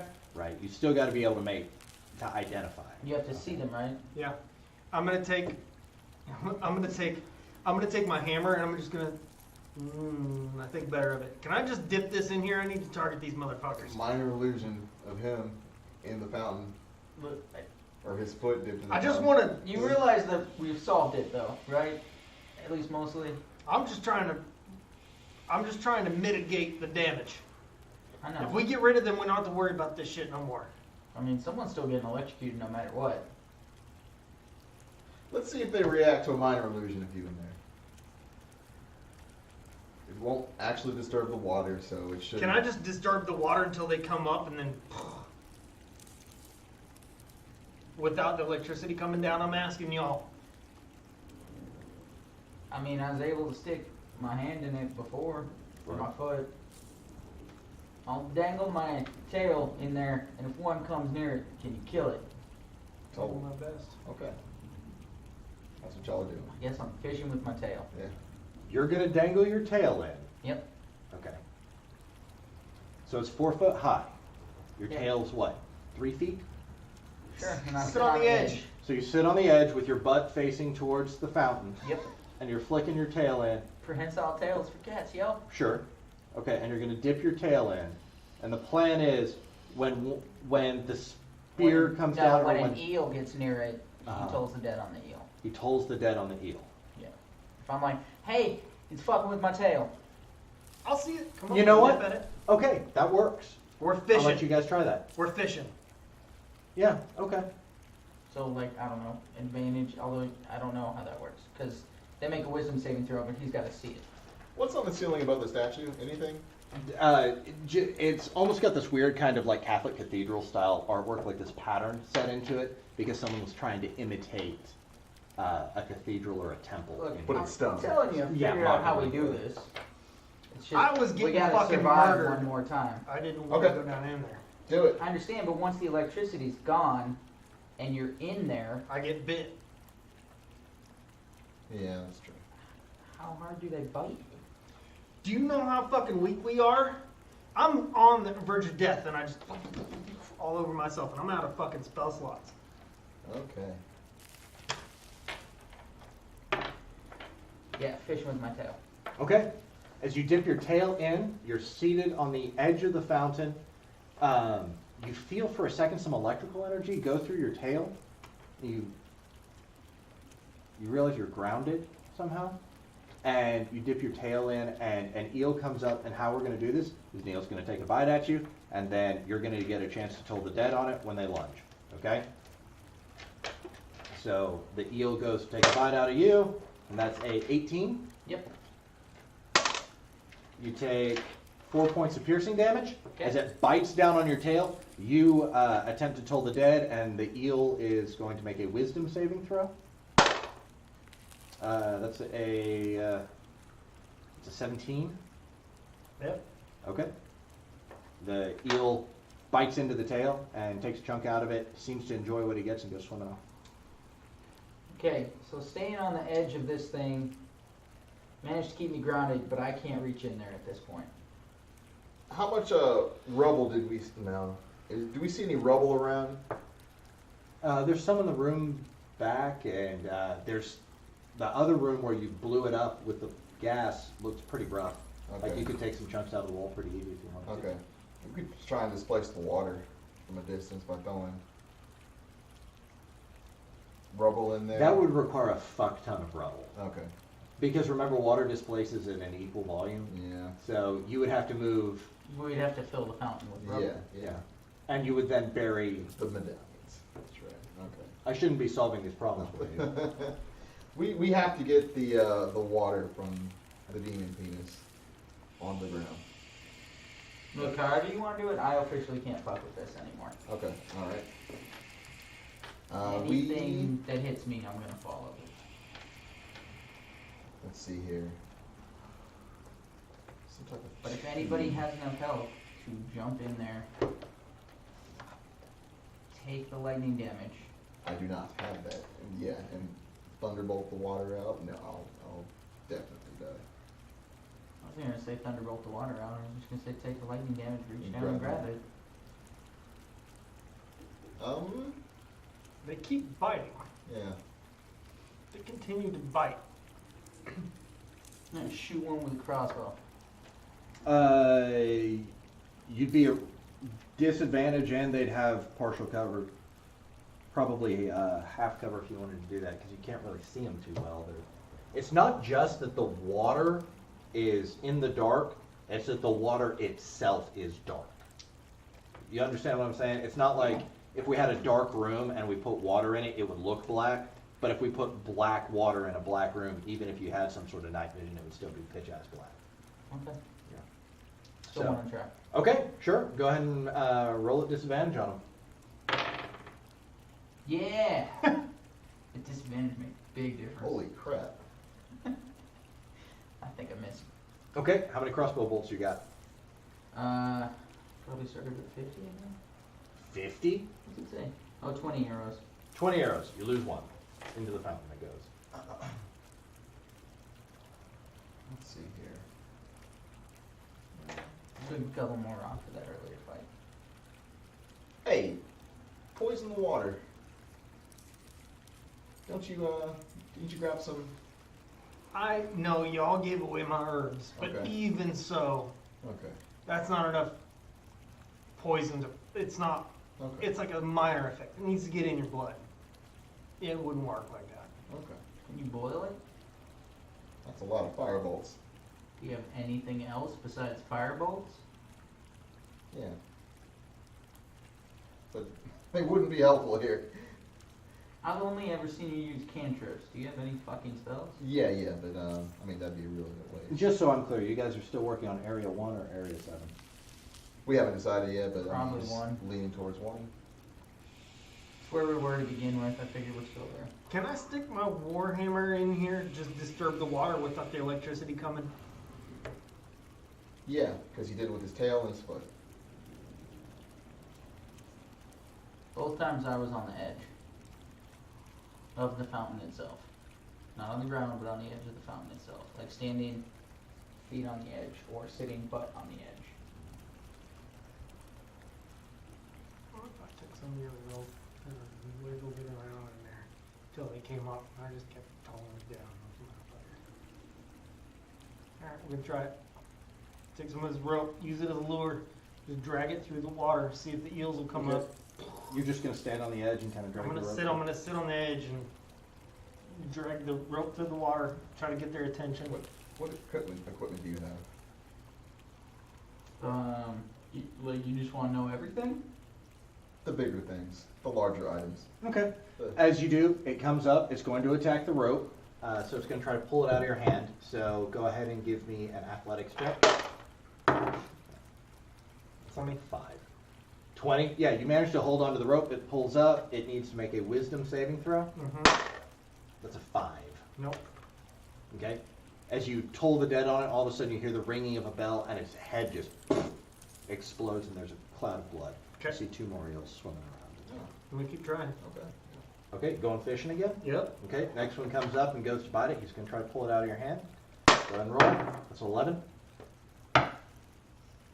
14. 14. You managed to hold on to the rope. He's going to make a wisdom saving throw. And that's a 4.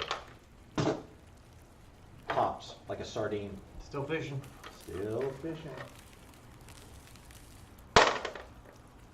That's going to be an 8 to pull it out of your hand. No. Okay. Toll the dead. That's going to be an 8. Nope. All right. There are no eels left in the... Someone will still need to take some electrical damage. Yeah. 10 HP. 13. How about if... Take water electrical damage. The spear goes down.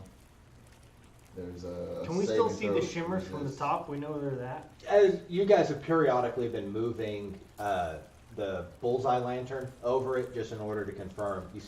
You can't see what it is, but you just remember that there's these, through this blackish water, there's these 2 areas left. Does anyone That have seem any to catch light clothing we in can an tie illusion. around the end of the spear to try and block the circuit from completing?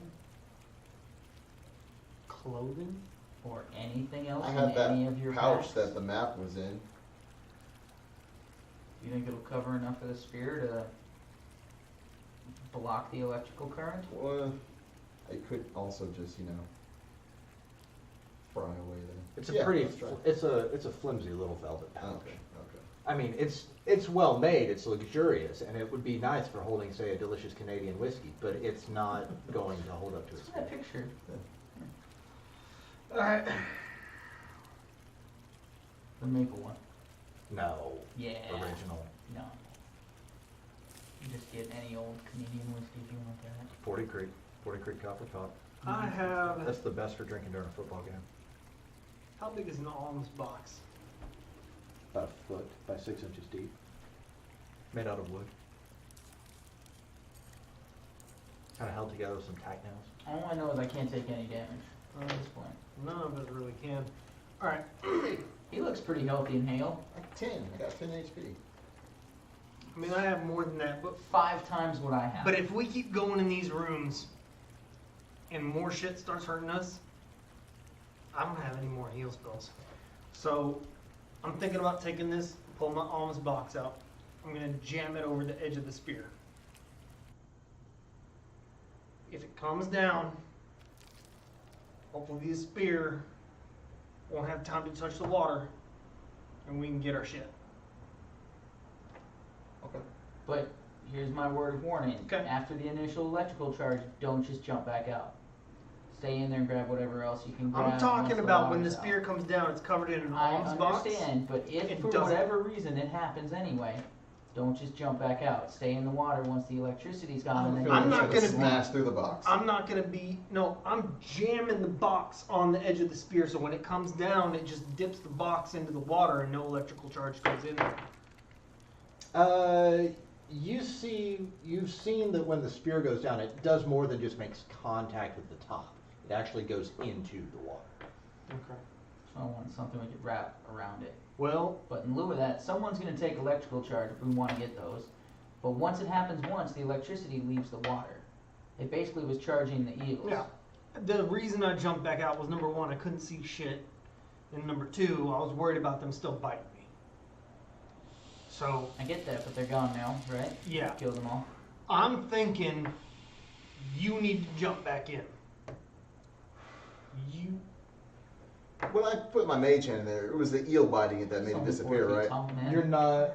You're not entirely certain what got to it. Okay, I hop back over there, look at this side, dip my mage hand in there, float around, see if the spear comes down. You just put the disembodied mage hand in there. Yeah. Mage hand goes in, spear comes down, hits the water. There's a discharge of electricity, and the spear resets. Okay.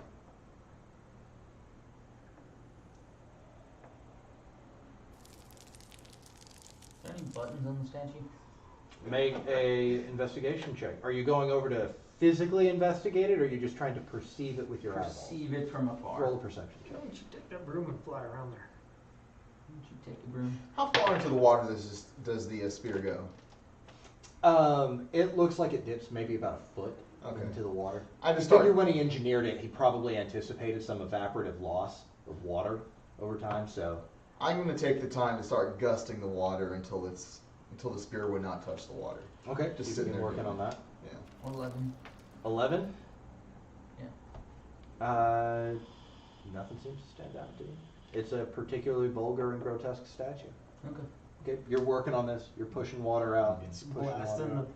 the dick water away too. Yeah, you can see this water as it's going over. All of a sudden, you see as this statue's becoming wetter and wetter, electricity is beginning to arc all over the surface of it. And yeah, I'm just going to let you go ahead and do this one because we're going to say it takes about an hour Okay. in order for you to displace enough water.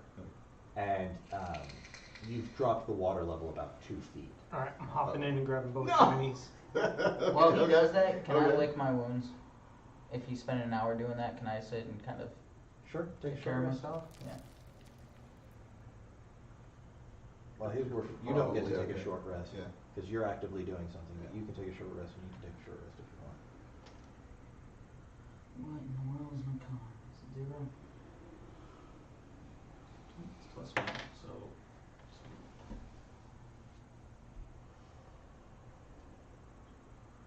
Okay.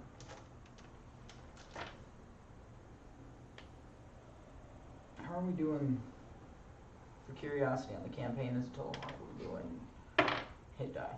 Is it long rest gets you up to half the number that you have I back? hate that or roll. you No, do long all of rest. them? Long rest restores your hit die. Okay. It's probably okay. I can't see. When Okay. I see that the spear can no longer reach the water, I'm going to Yeah. jump down and grab the Okay, shiny. who's got the lantern? I do.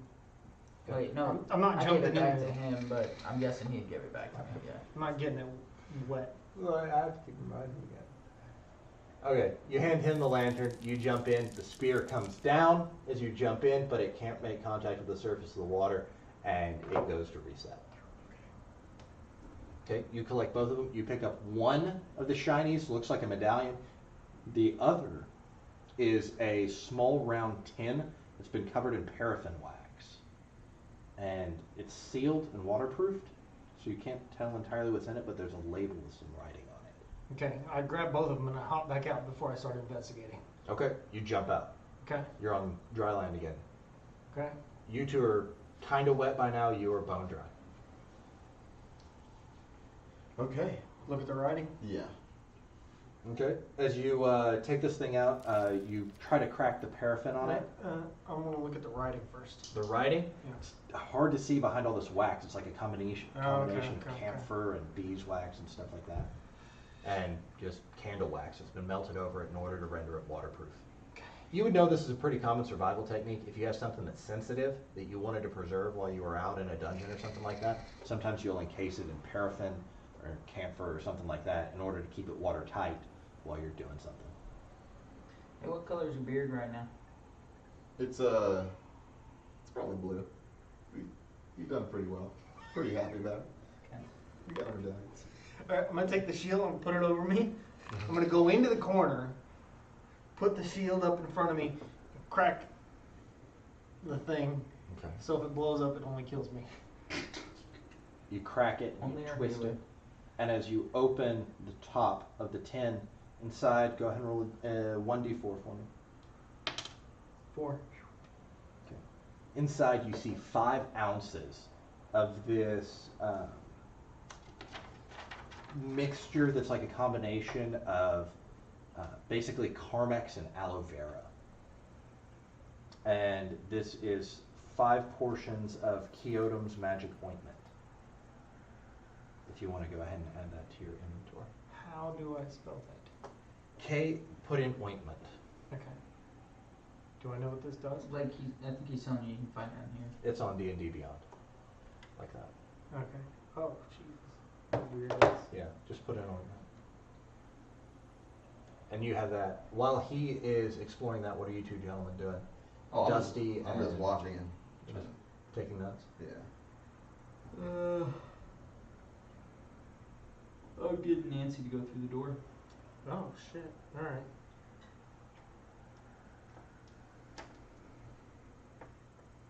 Oh, nice. Okay. Yeah. Nice. Yep. Can I have one of those, please? I mean, it's a jar that has that many doses. 5 portions. Okay. Yeah. I don't think it's like 5 fucking jars. Right, Yeah, there's just- 5 was the- portions. Okay. in there. Okay. No, I'll apply it as needed. What do you want from me?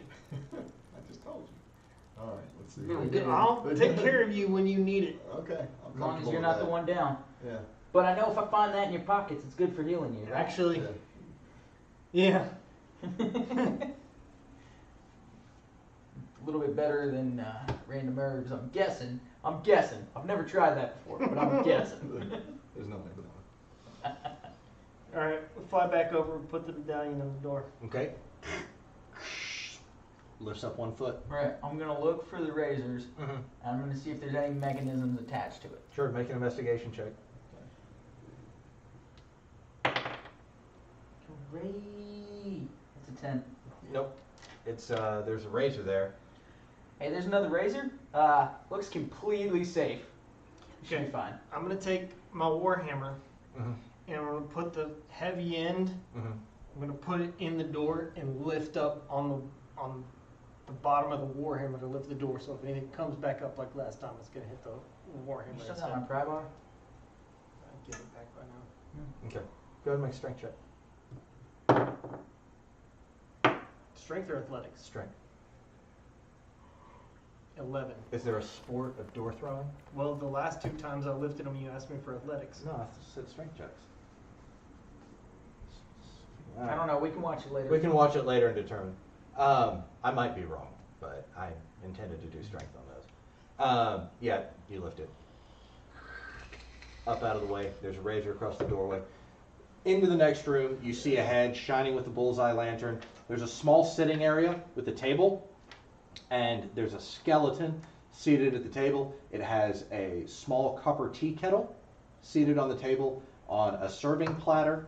Everything is covered in dust, and as the door opens, it's almost like the skeleton reclines forward in the chair, puts his hand on the table, reaches over and grabs the tea kettle and shakes it, sets it down, leans forward and crosses his fingers. Don't just stand there. Come in. Let's go All on right, in. I'll enter. Yeah. This place sucks. You're a jerk. I am not the designer. You ain't Leave grip whenever tooth. we want. Huh? So we can leave whenever we want. You're always free to leave, but you can never return. And he reaches down underneath the table and he pulls out this lockbox and sets it on the table. If you answer my riddle, I will answer one question of yours. You have access to any information which is in the collected knowledge of the 9 hells of Bator. And you will also receive whatever's in this box. It could be anything, including a boat.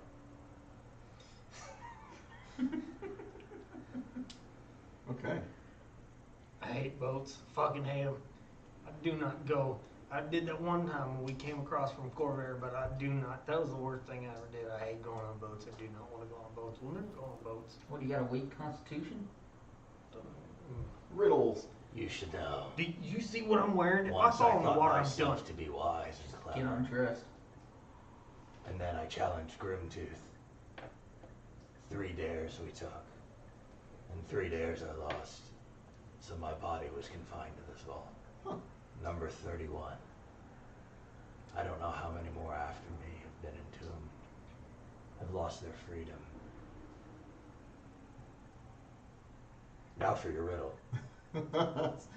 A prisoner is told, if you tell a lie, we will hang you. If you tell the truth, we will shoot you. What can he say to save himself?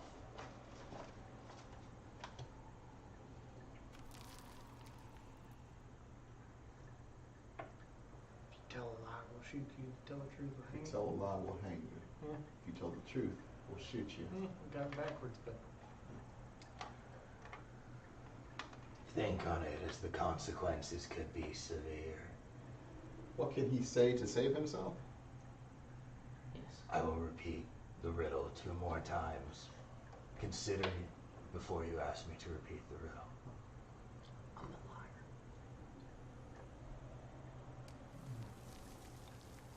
Nothing.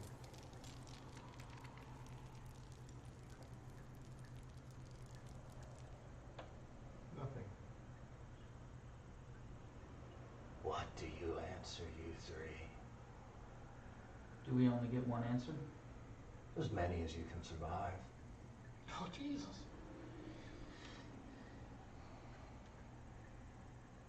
This sentence is a lie.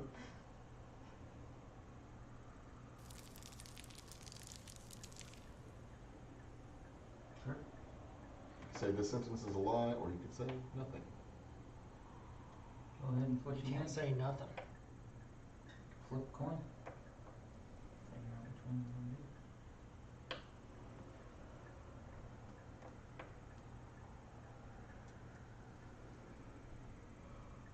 Doesn't the sentence is a lie need a preface? This sentence is a lie.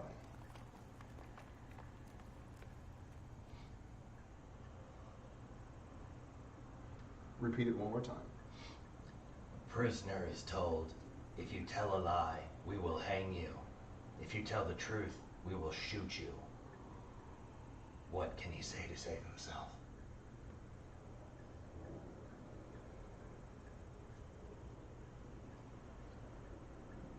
I'll pick you up if you fall down. Nothing works. This sentence is a lie is I ain't got no preface. what do you mean it doesn't have a preface? This sentence is a lie. It's a Doesn't make it a lie. This sentence is a lie is a sentence that never works. Paradox. Okay. I'll pick you up. You go down. And you can also say nothing, which is a more obvious answer. Go for it. Tell them what you think. Like, I don't know. I can talk to you in Gnomish. I don't know if you What can the understand prisoner Gnomish. say to save himself? If he... But he can't say nothing.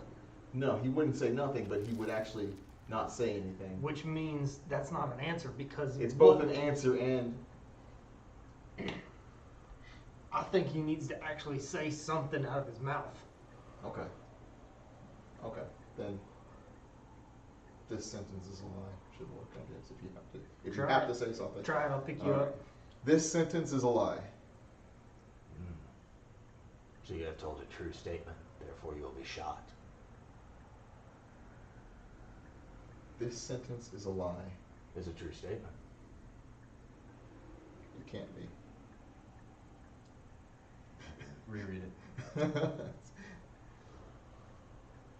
Because if this sentence is a lie is a true statement, then it was a lie the whole time. Yeah, then the sentence is a lie. I've been No, trying to because take it I've slowly, heard but- this before, Yeah. and it's a paradoxical statement. Right, I get that, but It's like saying 1 equals 0. but there's nothing false in the sentence. But if you say this sentence is a lie and it's true, If it's then the the truth. sentence itself is a lie, which means it's a lie. If the truth is that this sentence is a lie, then it's not actually the truth. It's like the way that opposite day That's never not works. the answer that I've been left here with. But in all honesty, I can't contradict it because it's innately self-contradicting. It's like it's like trying to argue with a tautology. It just is what it is. The sentence is a paradox, and it is what it is. Therefore, you win. Okay. I'm going to have to fill out a lot of paperwork.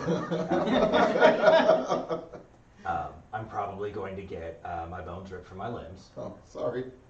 my joints separated, but the very marrow sucked from my lifeless corpse. But at least I'll know I was right. So that's what I'm going with. Because once you're undead, things like pain cease to have meaning. Becoming right has much greater value even than it does for you flesh bags. So, okay. And so he pushes the box over towards you, So now before you open that, I need to know what your question is. It takes me a second to kind of go through. How do I create war? There are many ways you can create war. Famine, destruction. You can create war by stoking religious intolerance. You can, I could take you to hell and literally show you a 100-year education course they take in the finest universities in the city of Dis, specifically about how to foment discord, distrust, racial hatred, and not only that, but simple-mindedness, materialism, to make shallow consumerist cultures, which inevitably drive people towards consuming resources. This is great. I'm glad we came here. So happy that you Yeah. decided with us, not just on your own. Okay, fantastic. He puts his finger down on the desk, and almost out of ash being drawn together, you see a small envelope materializes with a seal on it, the wax seal, and he pushes it over the table towards you and says, If you ever find yourself within the city of Dis, you can use this to get safe passage to my old university within the Hanging Chain Gardens. Can you really read that? Yeah. That's impressive. If I didn't watch What's you your guys- university called? Amlighter. Amliter. But hang on to that letter. If you attempt to enter the Nine Hells without some sort of note of passage, you'll probably be strung up by your own intestines. Okay. I'm not saying that to be gruesome, I'm just being realistic with you. I'm glad we came here. By the way, that's just for you. What? This isn't a guest pass. Uh-huh. Oh, just for me. Okay. Yeah, only covers one. The others will have to find their own patron. Okay. He's your patron now? No, I mean in a colloquial sense.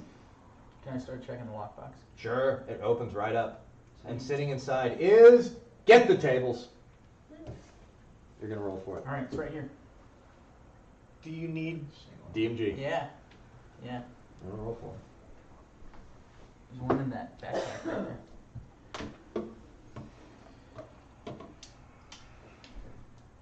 I'm curious what I'm gonna let it be. About the riddle? Mm-hmm. Well, let's keep thinking. I think The it's the another- answer given to me was, you will hang me. So that's Okay. kind of the It's a same thing. paradox. Yeah, That's it's still a great. paradox. Yeah, so that's why I was thinking about it. I was like, okay, is that really a paradox? Because I was trying to figure out that version of what you said. Yeah. I like Can I that. ask one other thing? Sure. The one with the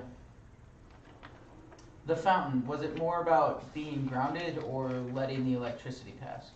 It was more, okay, so I'll just go ahead and tell you. Because on the side you said I was Right, grounded. it's where you ground yourself determines whether or not the statue activates. If you're, because it's a circuit, right? Yeah. So if you're grounded, no problems. If you're not grounded and you jump in, or you have a disembodied hand or something like And that, they didn't start it's gonna biting until trigger. they were like frustrated with us for electrocuting them over and over and over. Yeah, again. pretty much. Yeah. Because like the last time, it was like, man, the electricity's already gonna have to stay there and fucking get what we That need. was hilarious.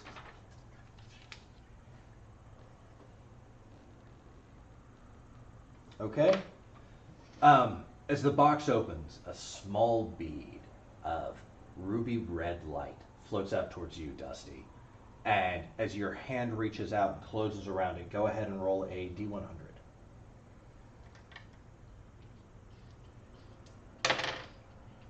37. I get a potion. You do indeed get a potion of healing. We need those. Yes. And floating out towards you, Torque, one of these light shimmering blue orbs flies towards you. Go ahead and reach out your hand. D100. 74. You get a spell scroll, first level, and we'll look up which one that is later. First level spell scroll. I actually have I made like a little table to roll for it. I'll just use mine. Okay. Yeah. spell scroll first level of cleric spells, and you go ahead and roll a d100.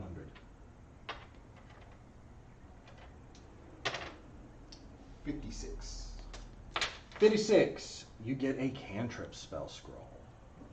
So we'll go ahead and roll for those real quick. You're just gonna look up spell scroll. You don't even have to filter, just search.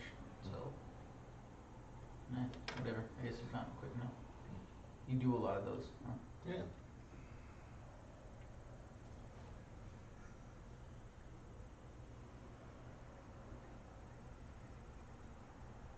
We'll try to move pretty quick here, guys. So this is going to be filters.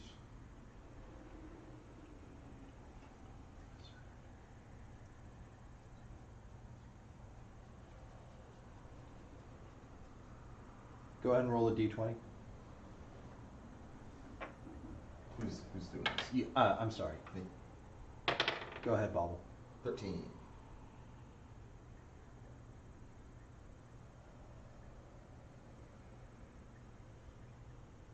Spell of Mending, or Scroll of Mending. Awesome. And Torque. Go ahead and roll a d10. 1. Guidance. Scroll of Guidance.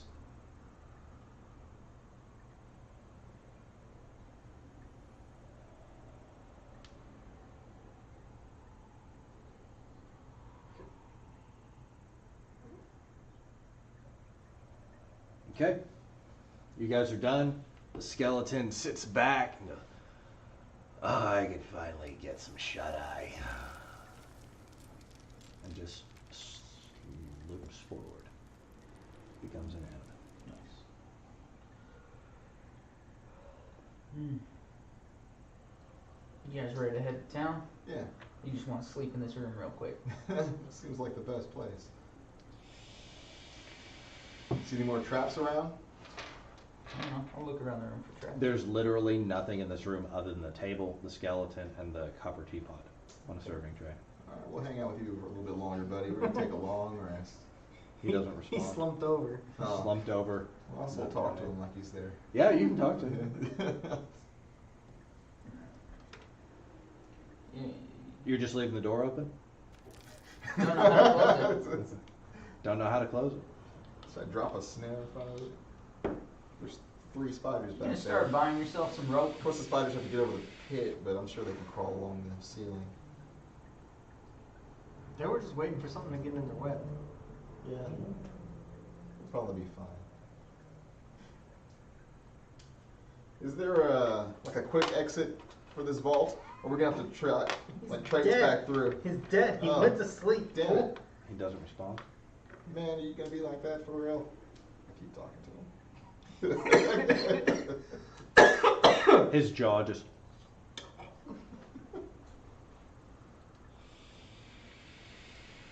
Take your little teeth out. Long rest?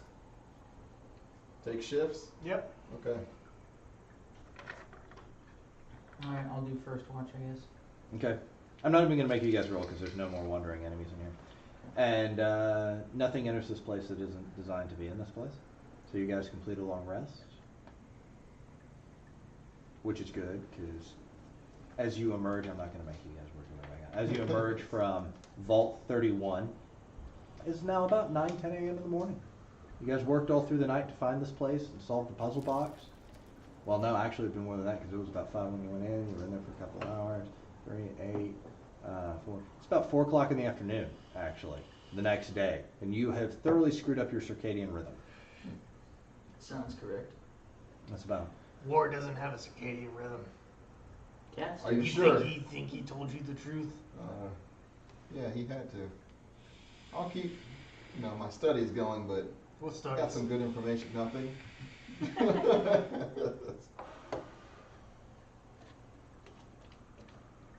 Can I ask you something? Go ahead, buddy. Why do you want to know how to start a war? That's none of your business. Now, come on, Bobby. We've known each other for a while now. You ain't never been in one. Mole. Yeah, Bobby. That's between me and the Zentaran. That's disconcerting.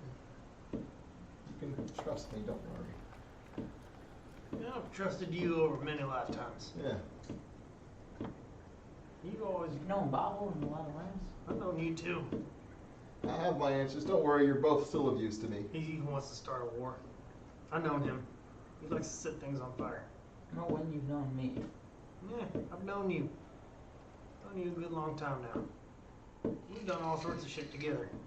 I mean, you don't know that. But I see things. I've known you in past lives. Took me a while to find you guys this time. I was stuck over in Corvair. I didn't think y'all was here. But then one time, I had this dream. This big bearded fella came to me. I was just happy over there, looking for herbs, healing people. Then I had this dream, this big bearded fella came to me. And he said I needed to come over here to the Faerun. I was like, I ain't got no business over there. And he said, yeah, I need to be brought back into power. And I said, no, I don't give a shit about your power. And he told me where this cave was. Mm-hmm. Okay. And he said, I got something for you in that cave. And I said, that's bullshit. This is just a dream. He said, there's some gauntlets in there. And a belt. And a warhammer. And he told me how to get to the cave. I was like, whatever. It's just a dream. But I went in there. There was a nice fancy belt. It's alright, just a belt. Mm-hmm. This fucking warhammer was in there. The one you're holding? Yeah, it's just a warhammer.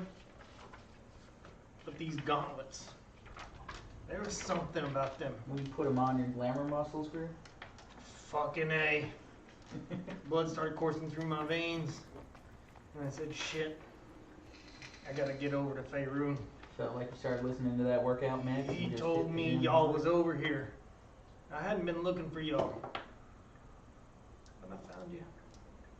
And here we are. Alright. We're I going to feel need like to start you're a a play. warlock with a pact with an ominous god. A religious unrest. Huh? No. Alright. To town. Next question, who you trying to start a war between? It's between me and the Zentara. You keep asking me these things. Just war in general will do it. You ain't never been in a war, have you? No. None in this lifetime. You don't Wanna want to be make in sure. war. I mean, you met me when we were both mercenaries. Mm-hmm. What'd you think our fighting was? Oh, just random jobs here and there. War. He's got bigger ambition. No. Those were skirmishes. War ain't nothing to fuck with. We need a war that just kind of encompasses the entire continent. For what? You better keep my clan out of it. What clan is that again? No. I feel like something I would know. You've been Feel like it traveling is. along the high road and along the long road for the rest of the day. Darkness falls. It's a little past 2 in the morning. You spot a wooden signpost next to a trail that heads north into the hills. Nailed to the post are 3 arrow-shaped signs. The 2 marked Waterdeep and Daggerford follow the long road, but point to opposite directions. The 3rd, marked Nightstone, beckons you to follow the trail. And if your memory serves, Nightstone is about 10 miles up. You guys want to keep traveling into the night? Which way is this? It's in hell. Oh, damn. In hell. And we all heard that you got that and that you're the only one it applies to. Oh, damn. That wasn't said in secret. Uh-huh.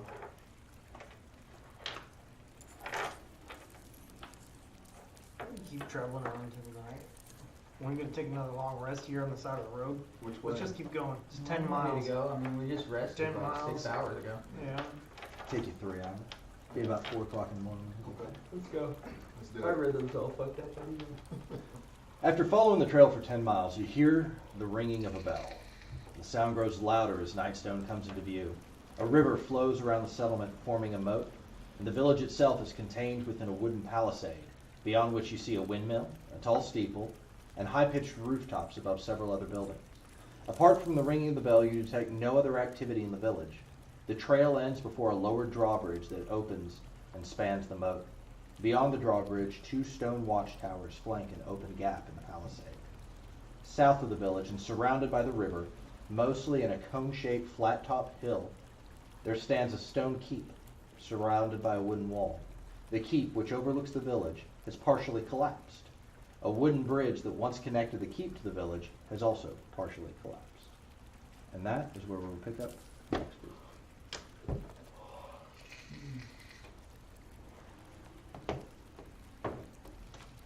What is a good question? I didn't say nothing. You must be feeling guilty.